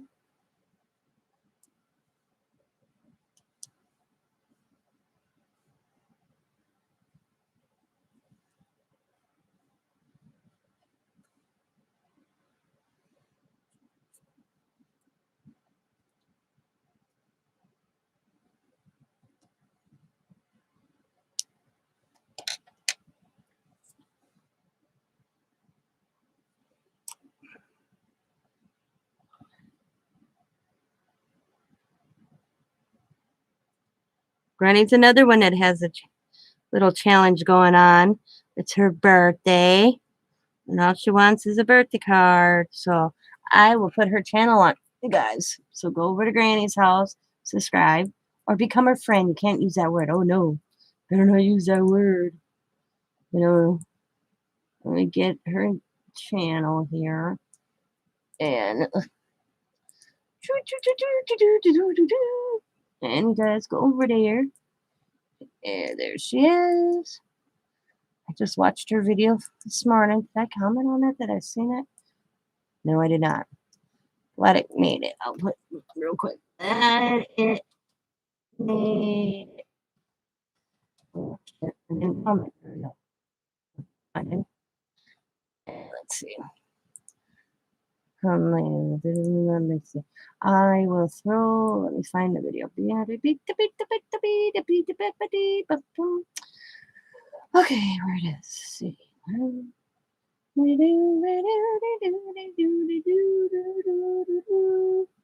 Okay, what can okay, hang on, let me back this up. Da, da, da, da, da. Right here. Oh, that's not the one I was looking for. All right.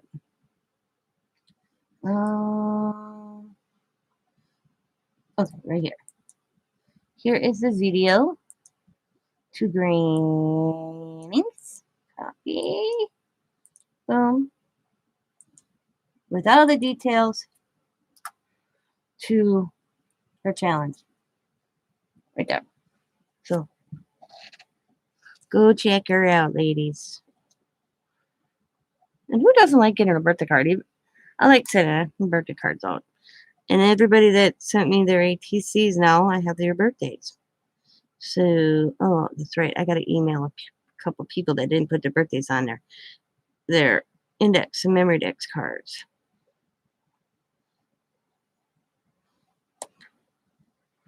I love making cards, but I never have know enough people to send cards out to. So,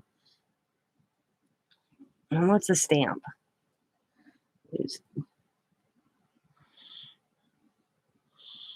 A little bit of your time.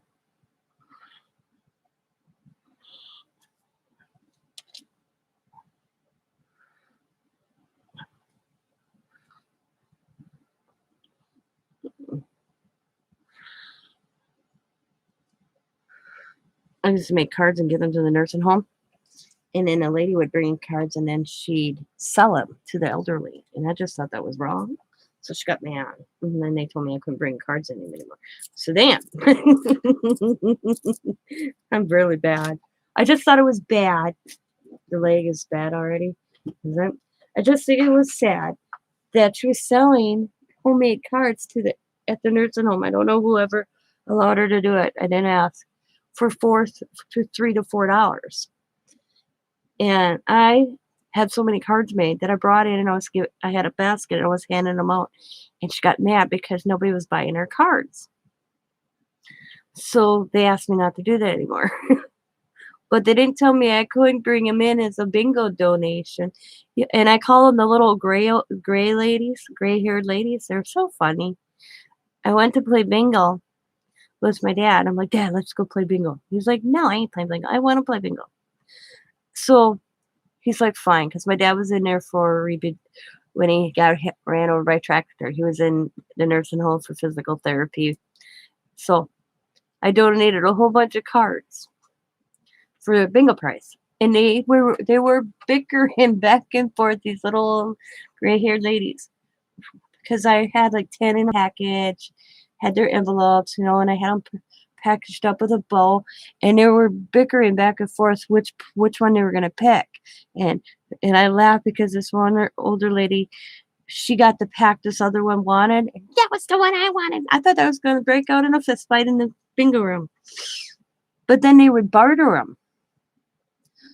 I just thought it was funny.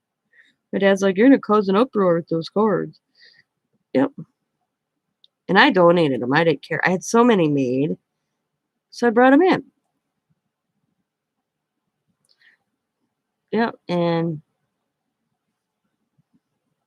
so I went around and I handed them out, 10 to a package or whatever, and gave them away at the nursing home, which I didn't think was big deal until the lady found out that made them and brought them in, and her cards weren't selling anymore because I brought my cards in and gave them away.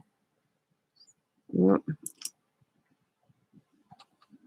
And they were plain Jane cards. They weren't nothing really special. She didn't really put a lot of time in her cards to begin asking $3-4 for them. I told her that too, because she came up to me so rude.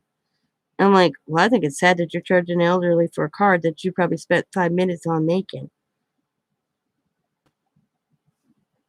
She goes, how can you tell?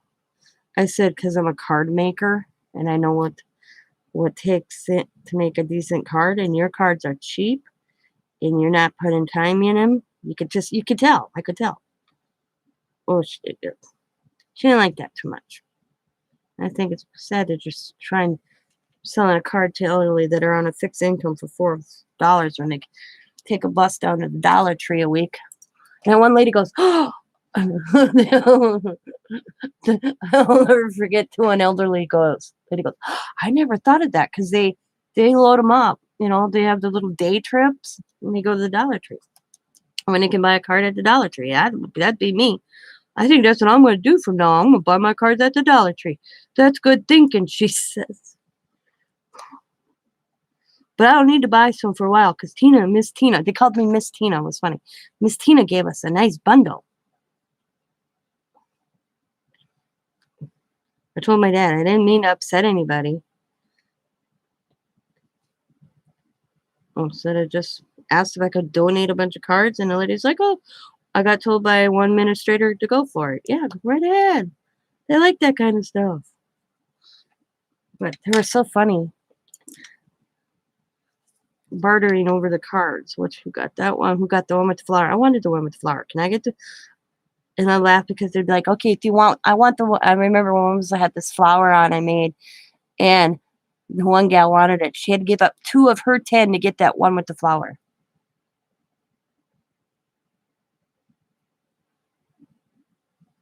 hmm Oh, I donated little knickknacks that I had sitting around my house. I had a whole box of all these little knickknacks. They were like this big with little cats and dogs. And they were looking for bingo prizes. And I'm like, I was telling the lady, she's like, yeah, bring them in. And I brought them in, and they put them out. And then I had little I call them pocket games, little pocket wood games, like the Chinese checkers, or they're just little. I brought them in. Yeah. I miss actually going. I said I actually enjoyed when my dad was in the nurse home. It's sad to say that because he was in there, but I had fun with that. I should volunteer. I haven't volunteered for a while because I liked liked it. I enjoyed it. I don't even know if I could even do it now because of COVID.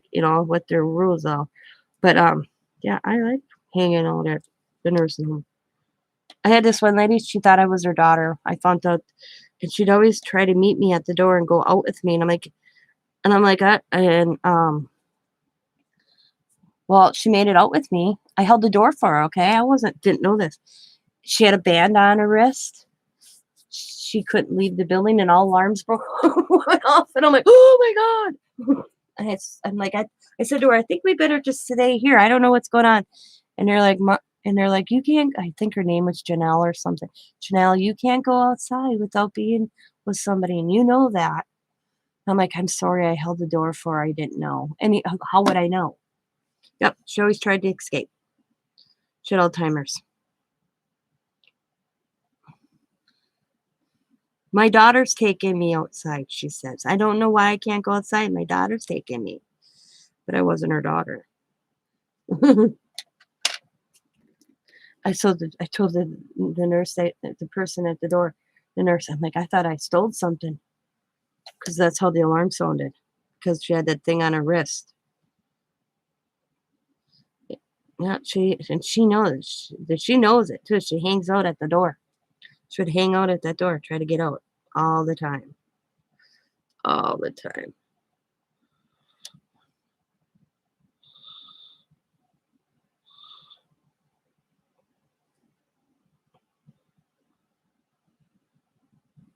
I'm like, I'd let her go out with me, I said, but I don't know, I'm not, because I'm like, well, is it okay if I took her out? I'm going outside anyways. And they're like, no, because she has, I guess, like panic attacks, they called it too.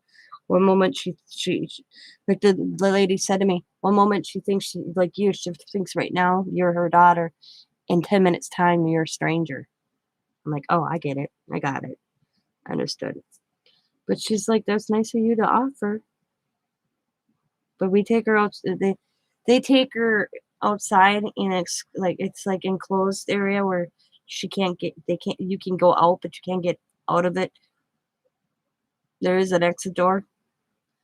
Because I'm like, do they ever let her outside? I said, they're like, oh yeah, we take her into the enclosed one, where it's a square box between the buildings. You see, it's got trees. It's really pretty, actually. I'm like, okay. Because I was wondering, I saw people out there all the time, and I'm like, how do you get out there? That one's is by lock and key. But yeah, she thought I was her daughter. Every time she saw me, she'd yell at me about something that I wasn't doing. You know,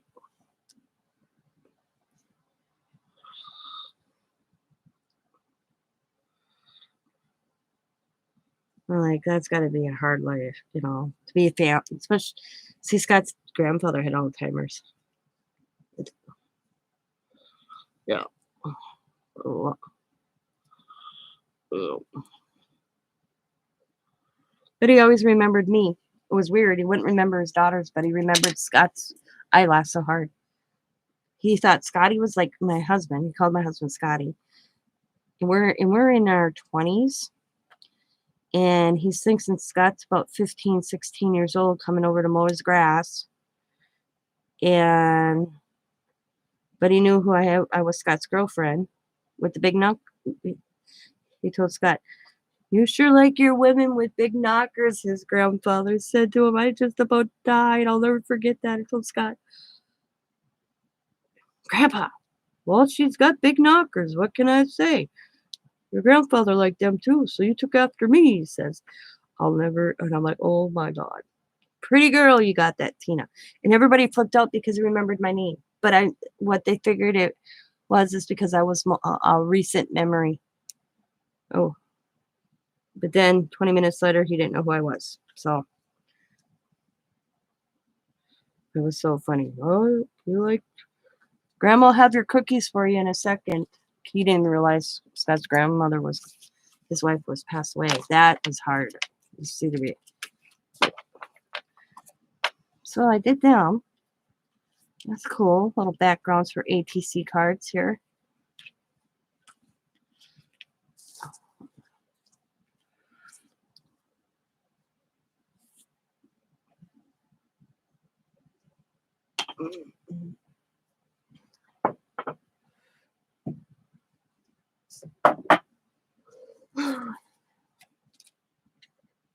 I still think they need something. I really, really do. Let's see if I can get my belt pen to work on. Oh, no, I don't know.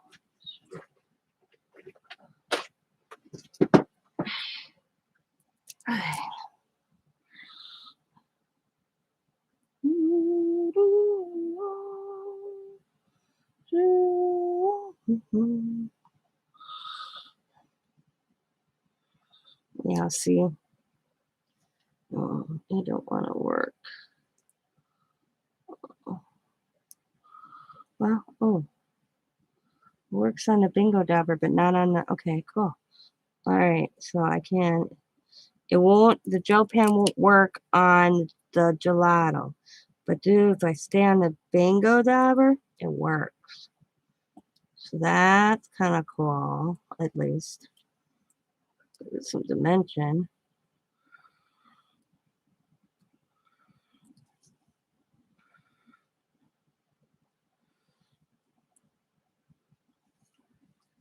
Looks kind of better. Okay.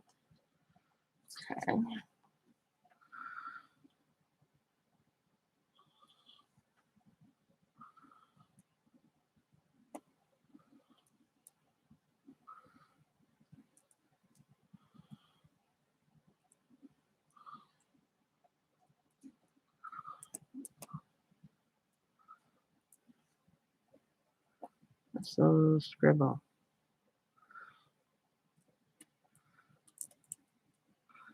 Just a little bit of scribble. Doesn't have to be pretty. It's only a background.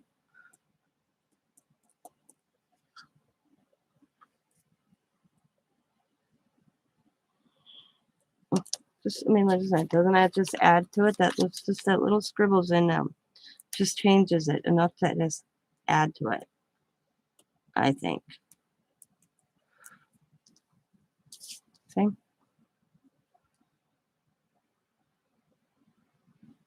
know if you guys can see that.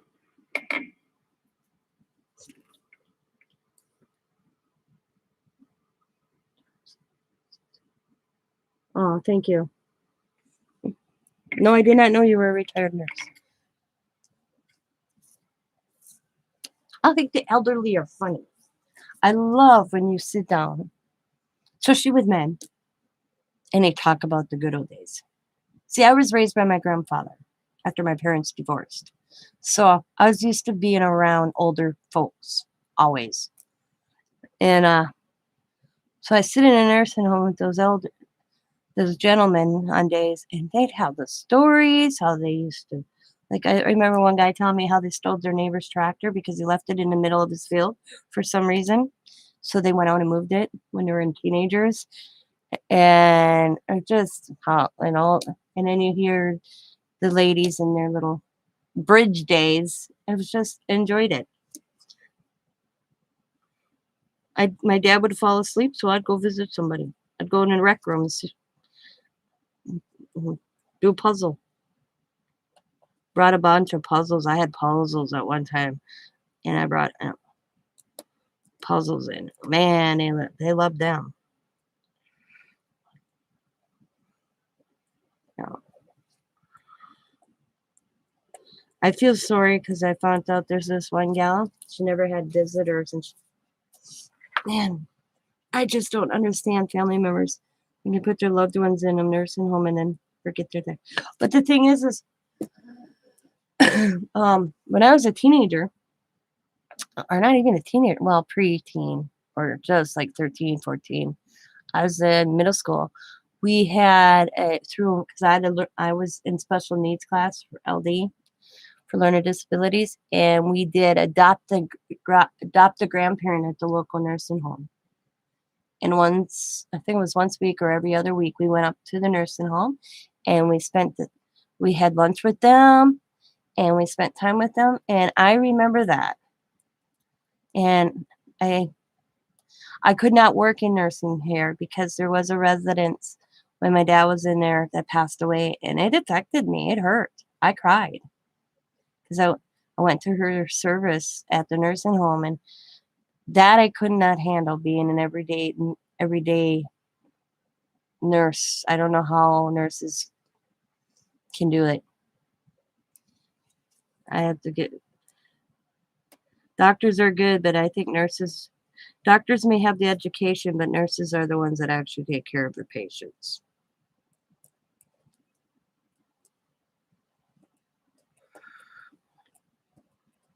The nurses are the ones that do the heavy lifting, in my opinion, if that makes sense. But yeah, I remember going adopt a nurse or adopt a grandparent. But this one elderly lady told me it was 5 years since she saw her son, since he came to visit her. And I just thought that was so sad. It's like they dropped him off at it and just forgot about her, he said. She goes, he thinks he's getting my money though when he's not. I laughed so hard. I'm like, she goes, I'm giving it to, she goes, "Mm."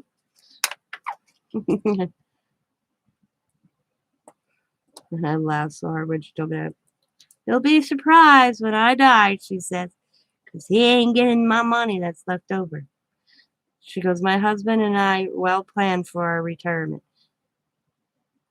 Because this one faculty that my dad was at, they had in-home nursing care, and they had their apartments where they had their own little apartment kind of place, and a lot of them would come over and socialize in a room. Like I call it the social room. This one, I'm like, I didn't even. She had her own place, and she showed me her little apartment. It was cute. It was like a one bedroom apartment. It had a little kitchenette. Had everything. It was so nice. I'm like, I can handle living here when I retire or get to a place. And if they needed help, it had little buttons all over, so that she could call for assistance. She goes, "Yep, my husband and I planned this out before he passed away. He lived here with me too. Had their own little door to get in and out if they wanted to leave. She still drove, which she was funny. But she liked coming over and socializing. It was neat how they had that set up. But yeah, she goes, my son hasn't come to see me. In 5 years, she says. 5 years. He thinks he's going to get a lot of money. I've been spending it, she says. I laugh so hard. She goes, I laugh so hard.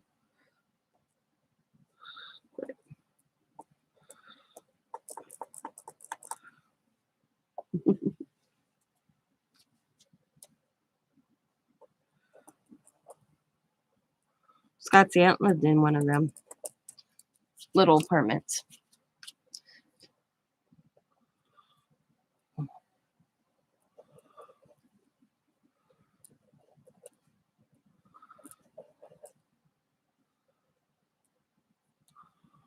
See, I don't drive. If I had a driver's license, I'd go volunteer more. But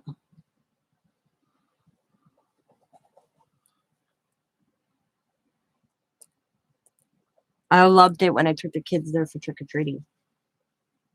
They had trick-or-treating, and I took my grandkids.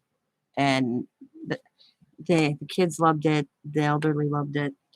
Seeing the kids all dressed up in their costumes, it was nice.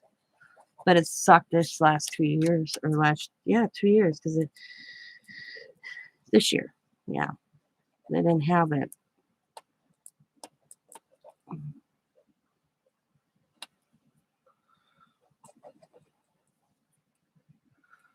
Yeah, I'm gonna be getting off here shortly myself.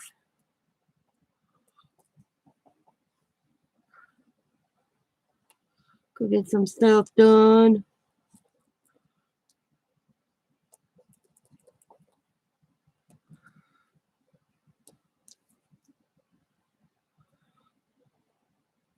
Breakfast sounds like a good idea. Mm-hmm. Have a good day, Martha. Goodbye, Granny.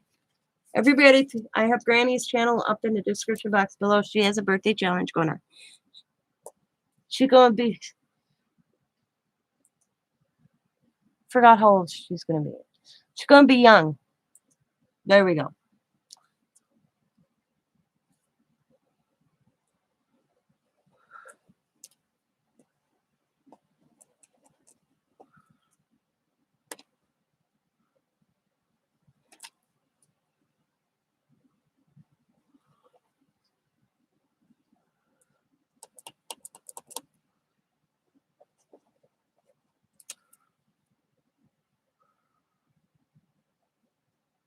She made me cry last week, or was it the week before? When she got out her journal and she was talking about her son who's passed away. Yeah, I cried. I got tears in my eyes. I felt her pain because I know how it's. I saw my mother cry, lost her son, and it was remember those days with my mama, my mom.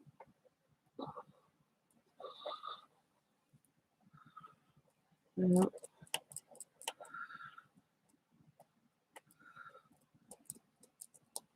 My mom never got over that. Losing my brother. Never, ever was herself after that.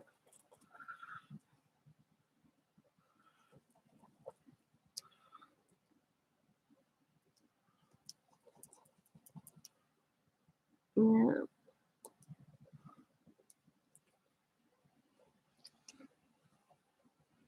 Yeah. Woohoo, I got them done.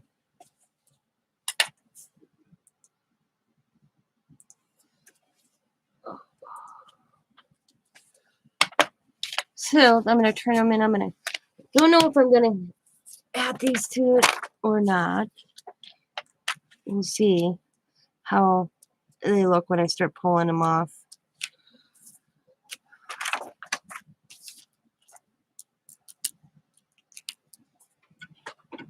No parent should lose a child. It destroys. Oh boy. Yeah. Yeah, it did. My mom was never the same after my brother died. Never the same. And she only lived 5 years after my brother died. And I think my mom died of a broken heart, personally. She had a massive heart attack. But there was nothing. And being a child, surviving child, as I call myself, I felt weak and helpless that I couldn't fix this for her. Not that she treated me any, I mean, the only thing I noticed after my brother passed away with my mom, it's like she treated me differently because she was scared if something would happen to me. And then she was having freaky dreams about my death. She drove me. I finally had to tell her, and I'm like, Mom. She's like, because my mom always raised us, when it's your time, okay? She she called me one day. She's like, Tina Louise, and whenever my mom used my middle name, I thought I was in trouble. She's like, do me a favor, and I'm like, okay, what, Mama? Don't get in a red car this week. And I'm like, what? I don't care, red or maroon, that color kind of combo car. And I'm like, why? I had a dream that you got in a car accident in a red car. So, yeah, try being a surviving child to divorced parents who are both dealing with the death of their son. And not that my parents didn't get along, but they were both had their own way to express their loss. My dad get angry, my mom closed herself in. Yeah, my mom took all the pictures down of my brother out of her house, and it wasn't. I'd say maybe 6 months before my mom passed away. I said to her, Mom, I love you, and I love Timmy too. I said, but you know how hard it is for me to walk in your house and not see a picture of my brother? And I said, at least, can you please do this for me? And she's like, what? Put the pictures of me and Timmy back up from Dawn's wedding. Because the thing is my brother and I both stood for my cousin's wedding. And I'm in my bridesmaid's dress. My brother's in a tux. And he borrowed, because my cousins had different colors, he borrowed the cummerbund, the bow tie of the guy I stood with. And we had our pictures taken together. So we matched. And we paid, and my mom didn't know we did that. And we had, because it was professionally done. And we had, I bet, just 6 different poses. And then we had a bigger one made. And we had the 6 different poses in a different frame where you could see all the different poses. I think they're like probably 5x7. And then we had a 10x13 of him and I together. And there's always hung up in the house. And then once my brother died, she took them down. And she always had pictures of us, always, all over. And I said, could you at least put them back up? I said, because Timmy and I say we plan that, Mom. It's hard for me that it's like he didn't exist. It's like, I don't know, I can't explain what, that was her way of mourning, I guess. Well, so,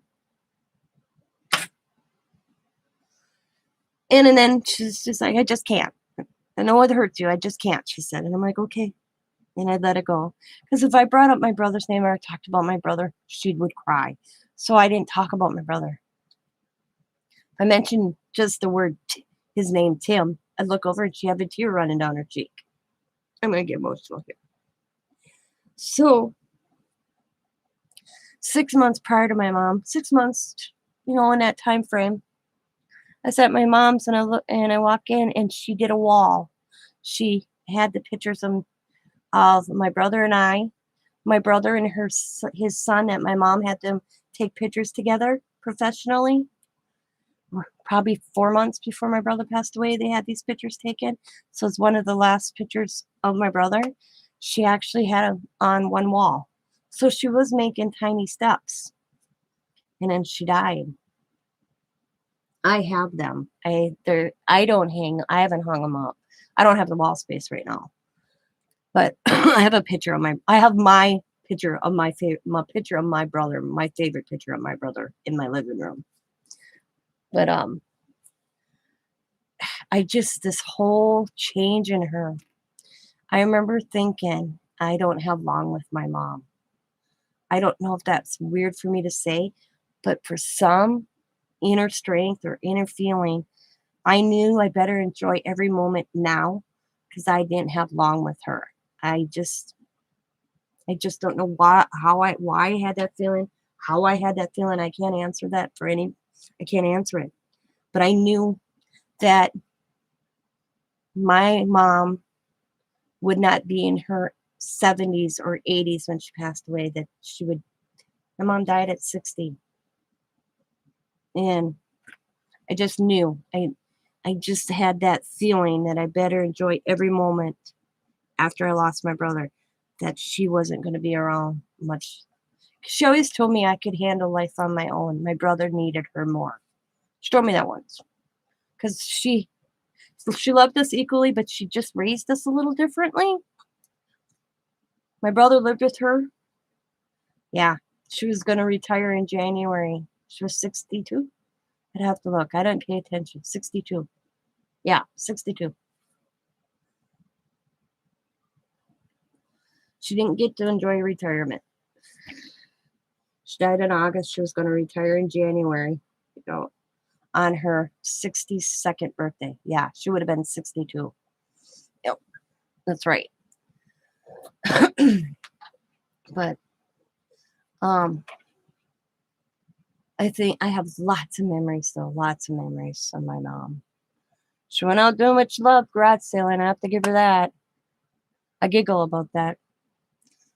You know, I think how long she's been gone, what she's missed.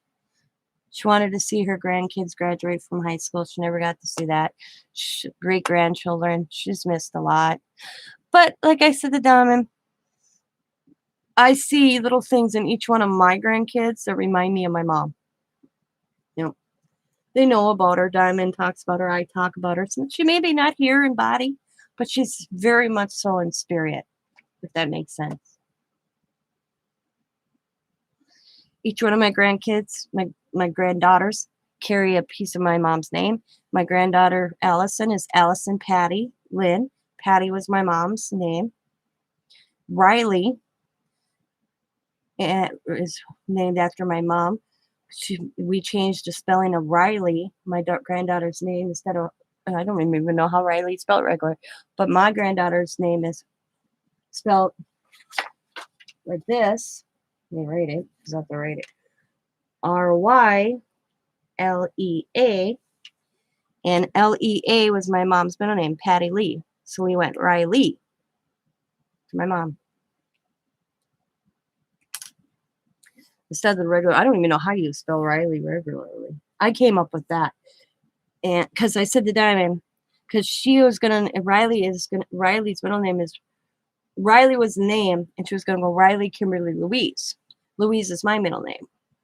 And I said, yeah, but if I was your kid, I said, if I was you, Diamond. She's like, what, Mom? I'd wonder why my older sister carries my grandmother's name and I don't have my great grandmother's name.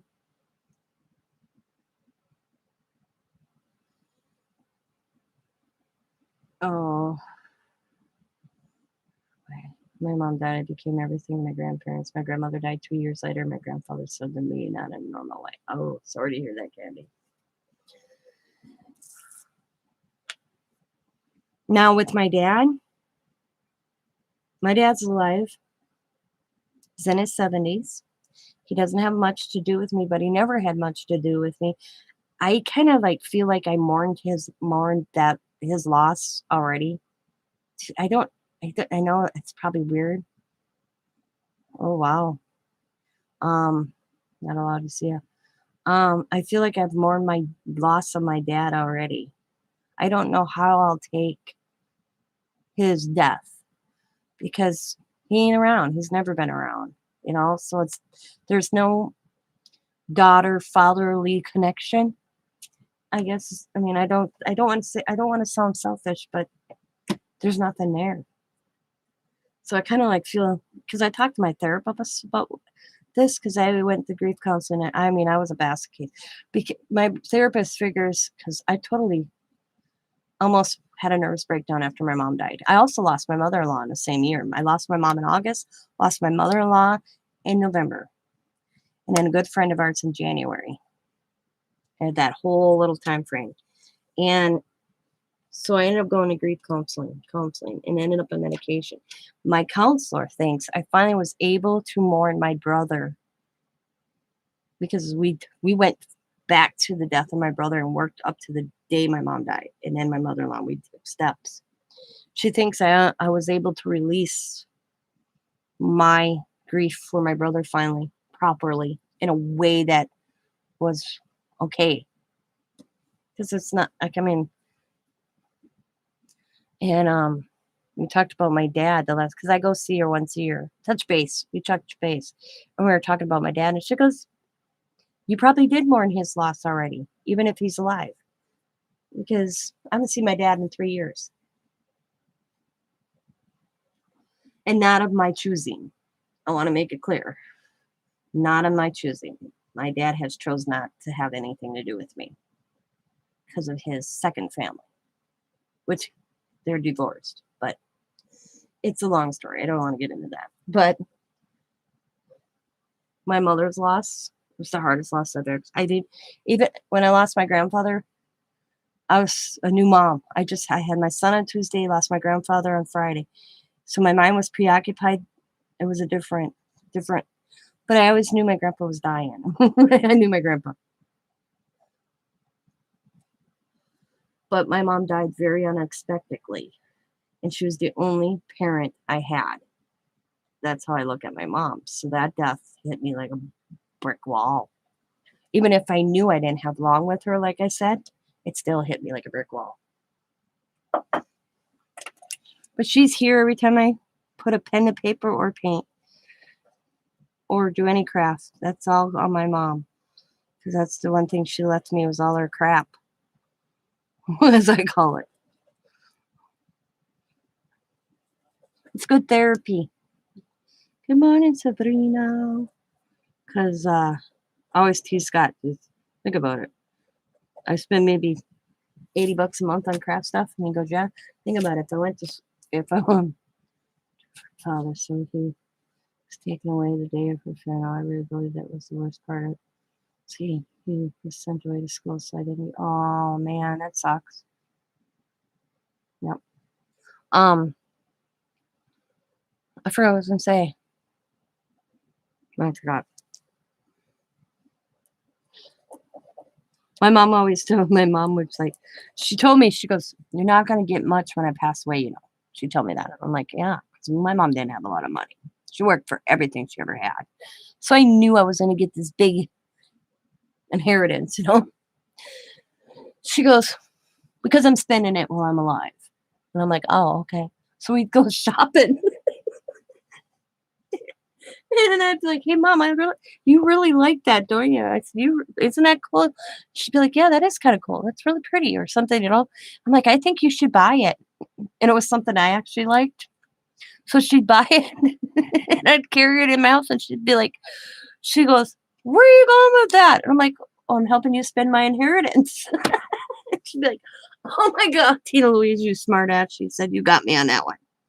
But she'd always say to my daughter and I, "Your mom gets all this craft stuff, all this craft stuff. I may not have a lot, but my, I bet you 30 to 40 scrapbooks that she did. They're beautiful, and I'll haul them out.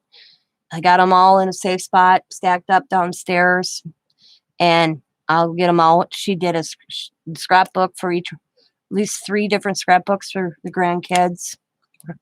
She was working on my wedding when she passed away. I did finish it. Um, the my um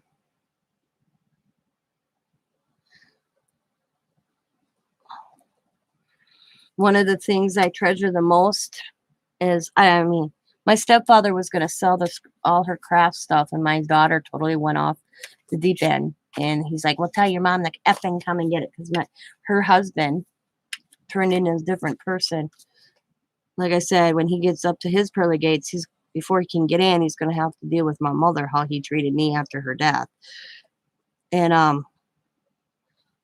I woke up to kids just banging the back door, banging, and I was sleeping 14 hours a day. That's how I was existing after my mom died, which isn't good. and was all Diamond's friends, went over to my mom's house and got all the craft stuff that my daughter knew I was supposed to get. That's how I got it. And one of the most treasured things, it took me about 6 months to actually open the first Rubbermaid or container that was my mom's of her craft stuff. And it was her scrap paper, like when she do a sheet. And I found a piece of paper of her writing. And that's my most treasured thing that I have is a piece of her writing, her hand, just for some reason, that was the first thing I opened, and it was that was on top. It's in a scrapbook I did. No.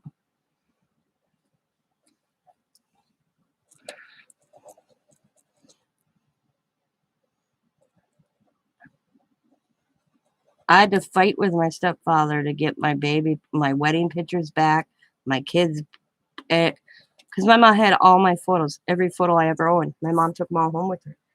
I had to fight with him to get them back. That's how my stepfather was. Real, I don't even want to go there.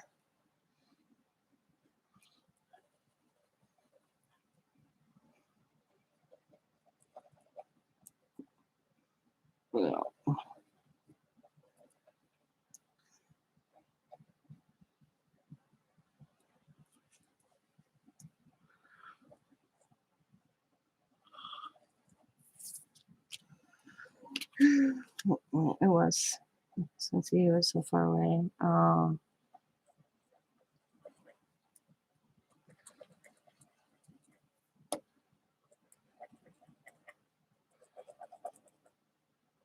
don't know how it is to lose a parent as a child. My nephew was suffered too once my brother died. My nephew was never the same either. I always worried about that with my grandkids because I'm so close and knock on wood that nothing happens to me, if they will remember me. But I did quit thinking like that. I think that's why I do these little journals, because I don't have financial money. My kids aren't going to inherit a lot of money because I don't have it. But what I do have is treasures, as I call them, is things I've made in these little journals that I've done. Like I told Diamond, anything that has my writing in, please don't, when you go through this room, I said, when you go through my craft room, anything that has writing in, like this, don't get rid of. Diamond didn't realize I was doing this. She took a few the other, when I left, she was here and she grabbed them and she was like, oh, my mom. She goes, Mom, these are awesome. I'm like, it's my legacy, which I don't, right here. I said, I can just picture Allie when she's in her 40s grabbing this and reading March 14th, 2021. Scott and I took out Alley Cat for lunch. Julie, and I pointed to Era, Julie's passed away. Alley Cat spent the night with Nana and Papa. She hung out with Papa, then stayed up late. I went to bed early. She slept in. 10 years, and I have her age, 10 years old. Papa gave Alley Cat, we call her Alley Cat, $1 to play the claw machine. She won the seahorse on the first try, and then the monkey on the second try, which she gave me. And I took a picture of her. And Alley Cat drinking coffee because she like her and Papa drink. I don't know what it is, but Scott and Allie have been drinking coffee together since she was a little girl, little, which Allie's is 90% milk. Well, she asked for coffee at the restaurant because her and Papa didn't have their coffee that morning, and I picture that in my head. Like, here's Coda Bear. Coda Bear spent the night with me. I forgot to take his picture, so I had Diamond take a picture of him real quick. This is us out to eat, the kids being funny as we're waiting to get the table.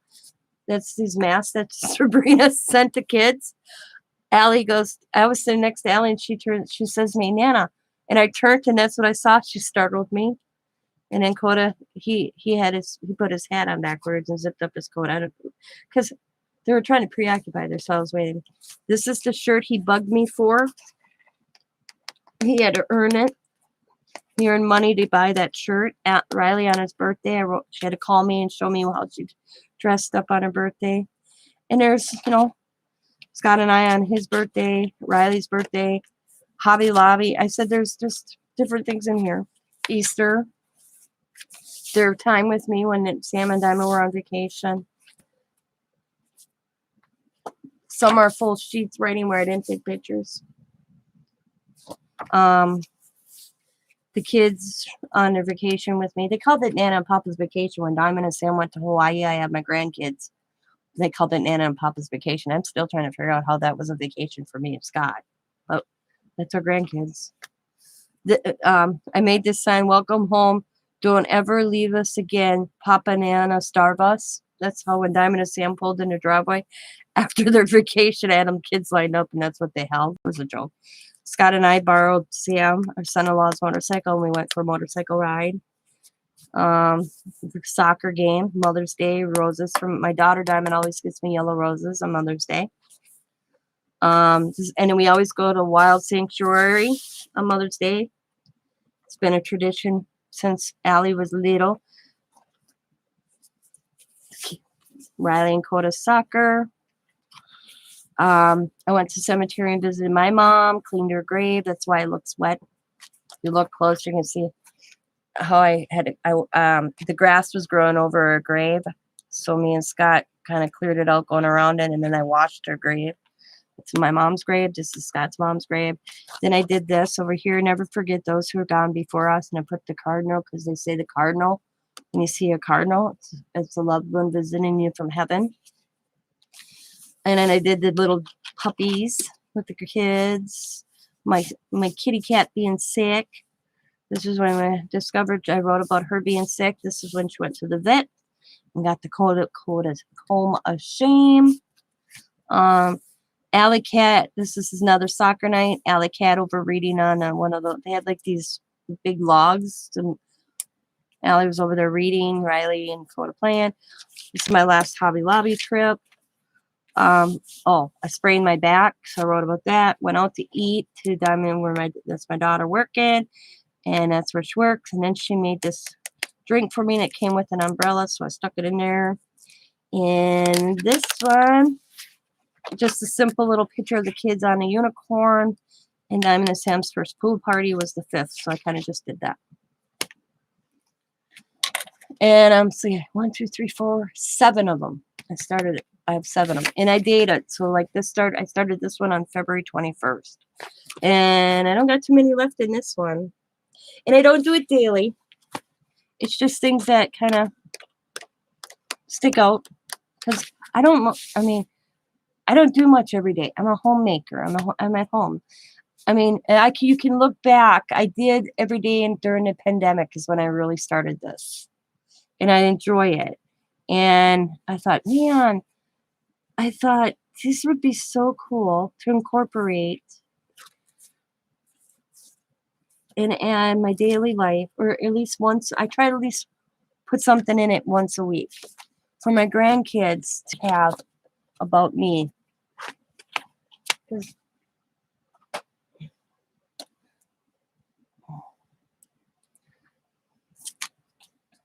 I'm proud of them.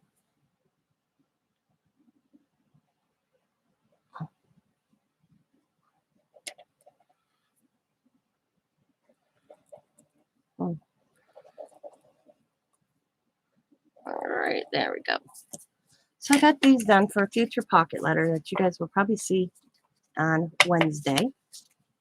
It's the start of the backgrounds, and now I'll finish them later. Thank you, Janet. I was telling my kids, I may not have a lot of money, but you'll have a lot of memories. And see, my grandfather didn't have a lot of money, but I have a lot of memories with that man. It's like I have to take a picture. I told them, and I keep forgetting. My grandson, he's so damn cute. There was a time that Diamond would have to be on her way to work. Sam would be on his way home from work, and the kids would be getting off the school bus. And there was always like 10, 15 minutes, 20 minutes in between where Sam wouldn't be home and Diamond had to be gone. So she's like, Mom, what am I going to do? I said, tell your neighbors. Diamond lives in a good community. I said, you think Allie's responsible enough for a key? And she goes, yeah. I said, give Allie a house key.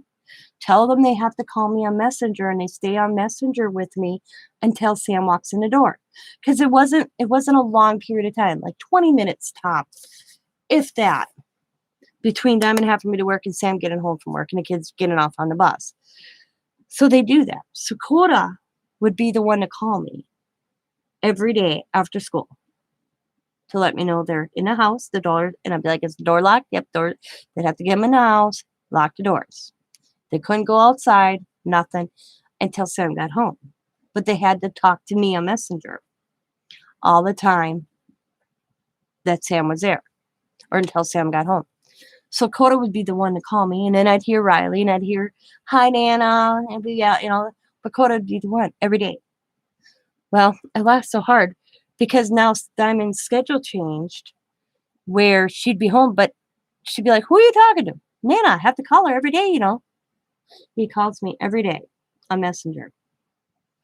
And now that school's out, he called me Monday.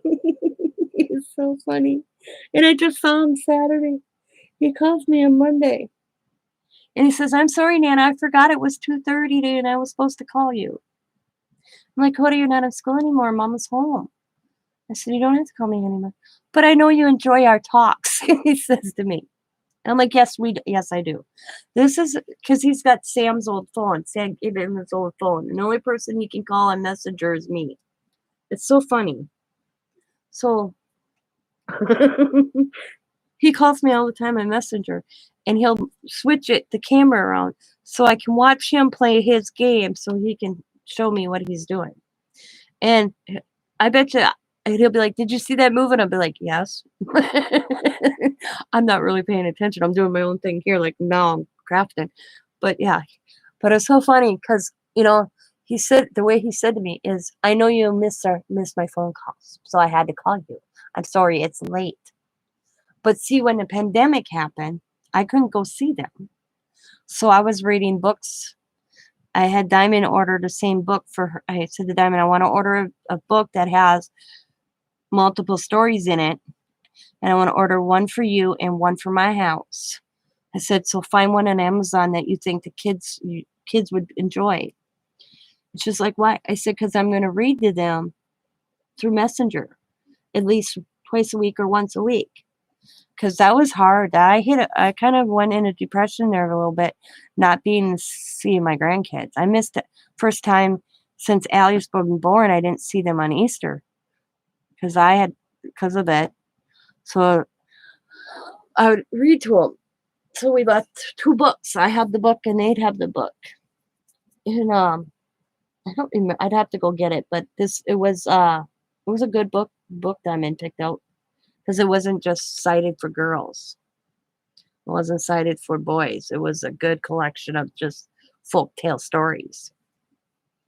They enjoyed that because we still were communicating.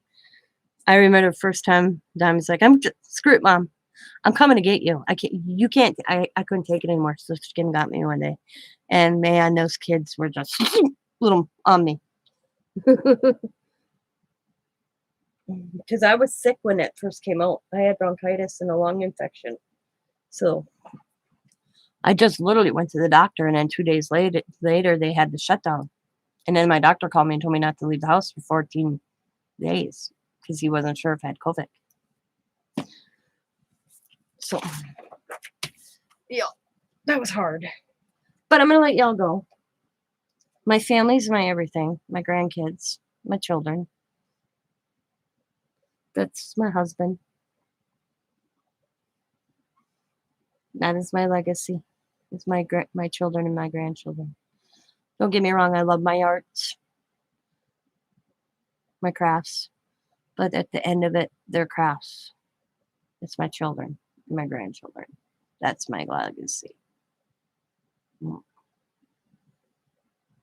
I got asked once, if your house started on fire, what would be the first thing you would grab? And I send my kids baby pictures. None of this in this room. And a pictures of my mom. I think that I'd be like pictures of my mom and my kids' baby books, that, which is all in a Rubbermaid right now. Them, because most of my kids' baby pictures are in scrapbooks that my mom made for them, and they have them. But yeah, it'd probably be my mother's picture. I would definitely grab them because I have a picture of my mom across from me. I have a picture of my mom on the other side of me. So, yeah, because all this can be replaced. Some of it can't be replaced, but you get what I'm saying. But Scott would take a lot. I'd be throwing stuff out. I'd be like, okay, I'll grab what I needed, look where the fire is, and seeing if I can still go back and start throwing the stuff out the window. I had a lot of Dollar Tree stickers to get out. I'm just kidding. But that would, yeah. And my grandfather's pictures. Yeah, that would, pictures. Especially the ones that have passed. My brother's picture. Yeah. Which are all in one spot, so it'd be an easy swoop. But I'm going to let y'all go. I want to thank you guys for hanging out with me today, this early morning. And I hope you guys all have a wonderful Thursday. Just remember, me and Sabrina have our sale today at 3 Eastern, 2 Central, 1 Mountain, noon Pacific. It is on my channel.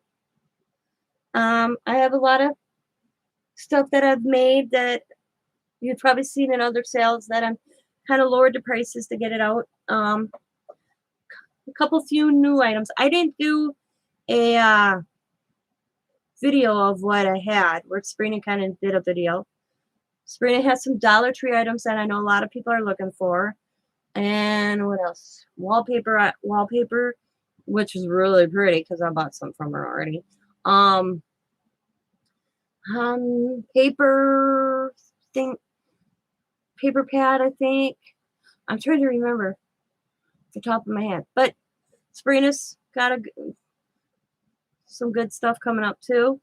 So I hope you all will tune in to that. And this afternoon, like I said, at 3 o'clock Eastern, 2 o'clock Central, 1 o'clock Mountain, and noon Pacific. And please go check out Granny. And hang on, I forgot what I was saying. Martha Hamilton Granny's House channel. She has her birthday challenge / giveaway going on. And then on Gloria Crafts Halls and More, she has a project share and a giveaway. Let her know I sent you over there. I don't get any bonus for it. I'm just letting her know I did a shout out for her. What else? I'm trying to think. That's all I think that's it. Oh, before I forget, there's also hashtag 30 pocket letter challenge or collab, where you do a pocket letter a week and you put the video up on Wednesdays. You can just, if you get it done, you get it done. Me and Sabrina are doing that for the next 30 weeks. Till at least I'm doing it till first of the year, the next 29 weeks, because I did this week, so 29 weeks go. No theme. It's whatever theme you would like. You don't have to send it to anybody. You just share what you create. And put it up on Wednesdays. Me and Sabrina I'm putting mine up at about 2 Central. Sabrina's is 3 Eastern. So in the afternoon. And if you want to join into that, there's really no commitment. If you can't do it 1 week, you don't do it. If you can do it, you do it. Just to have fun, relax, and enjoy. And then build your stash up of pocket letters. So if you do have a pocket letter swap, or you need to send something out, friend mail, you already have it done. I think it's fun. I The one I made, I know exactly where it's going eventually. Um, and I think that's it. Um, Bima's on her vacation, traveling this little globe circle or whatever. Um, so her and Amy are having fun. I seen that the other day. Amy's been posting Facebook. If you guys know Amy, she's been posting little pictures here and there on her Facebook. So if you're all wondering where's Bima, that's why Bima's on her trip. Let's see. That's all I can think of, everybody. So I hope you guys have a wonderful Thursday, and I hope to see you this afternoon.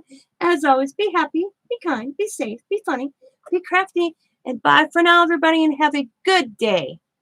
I hope to see you this afternoon. Bye.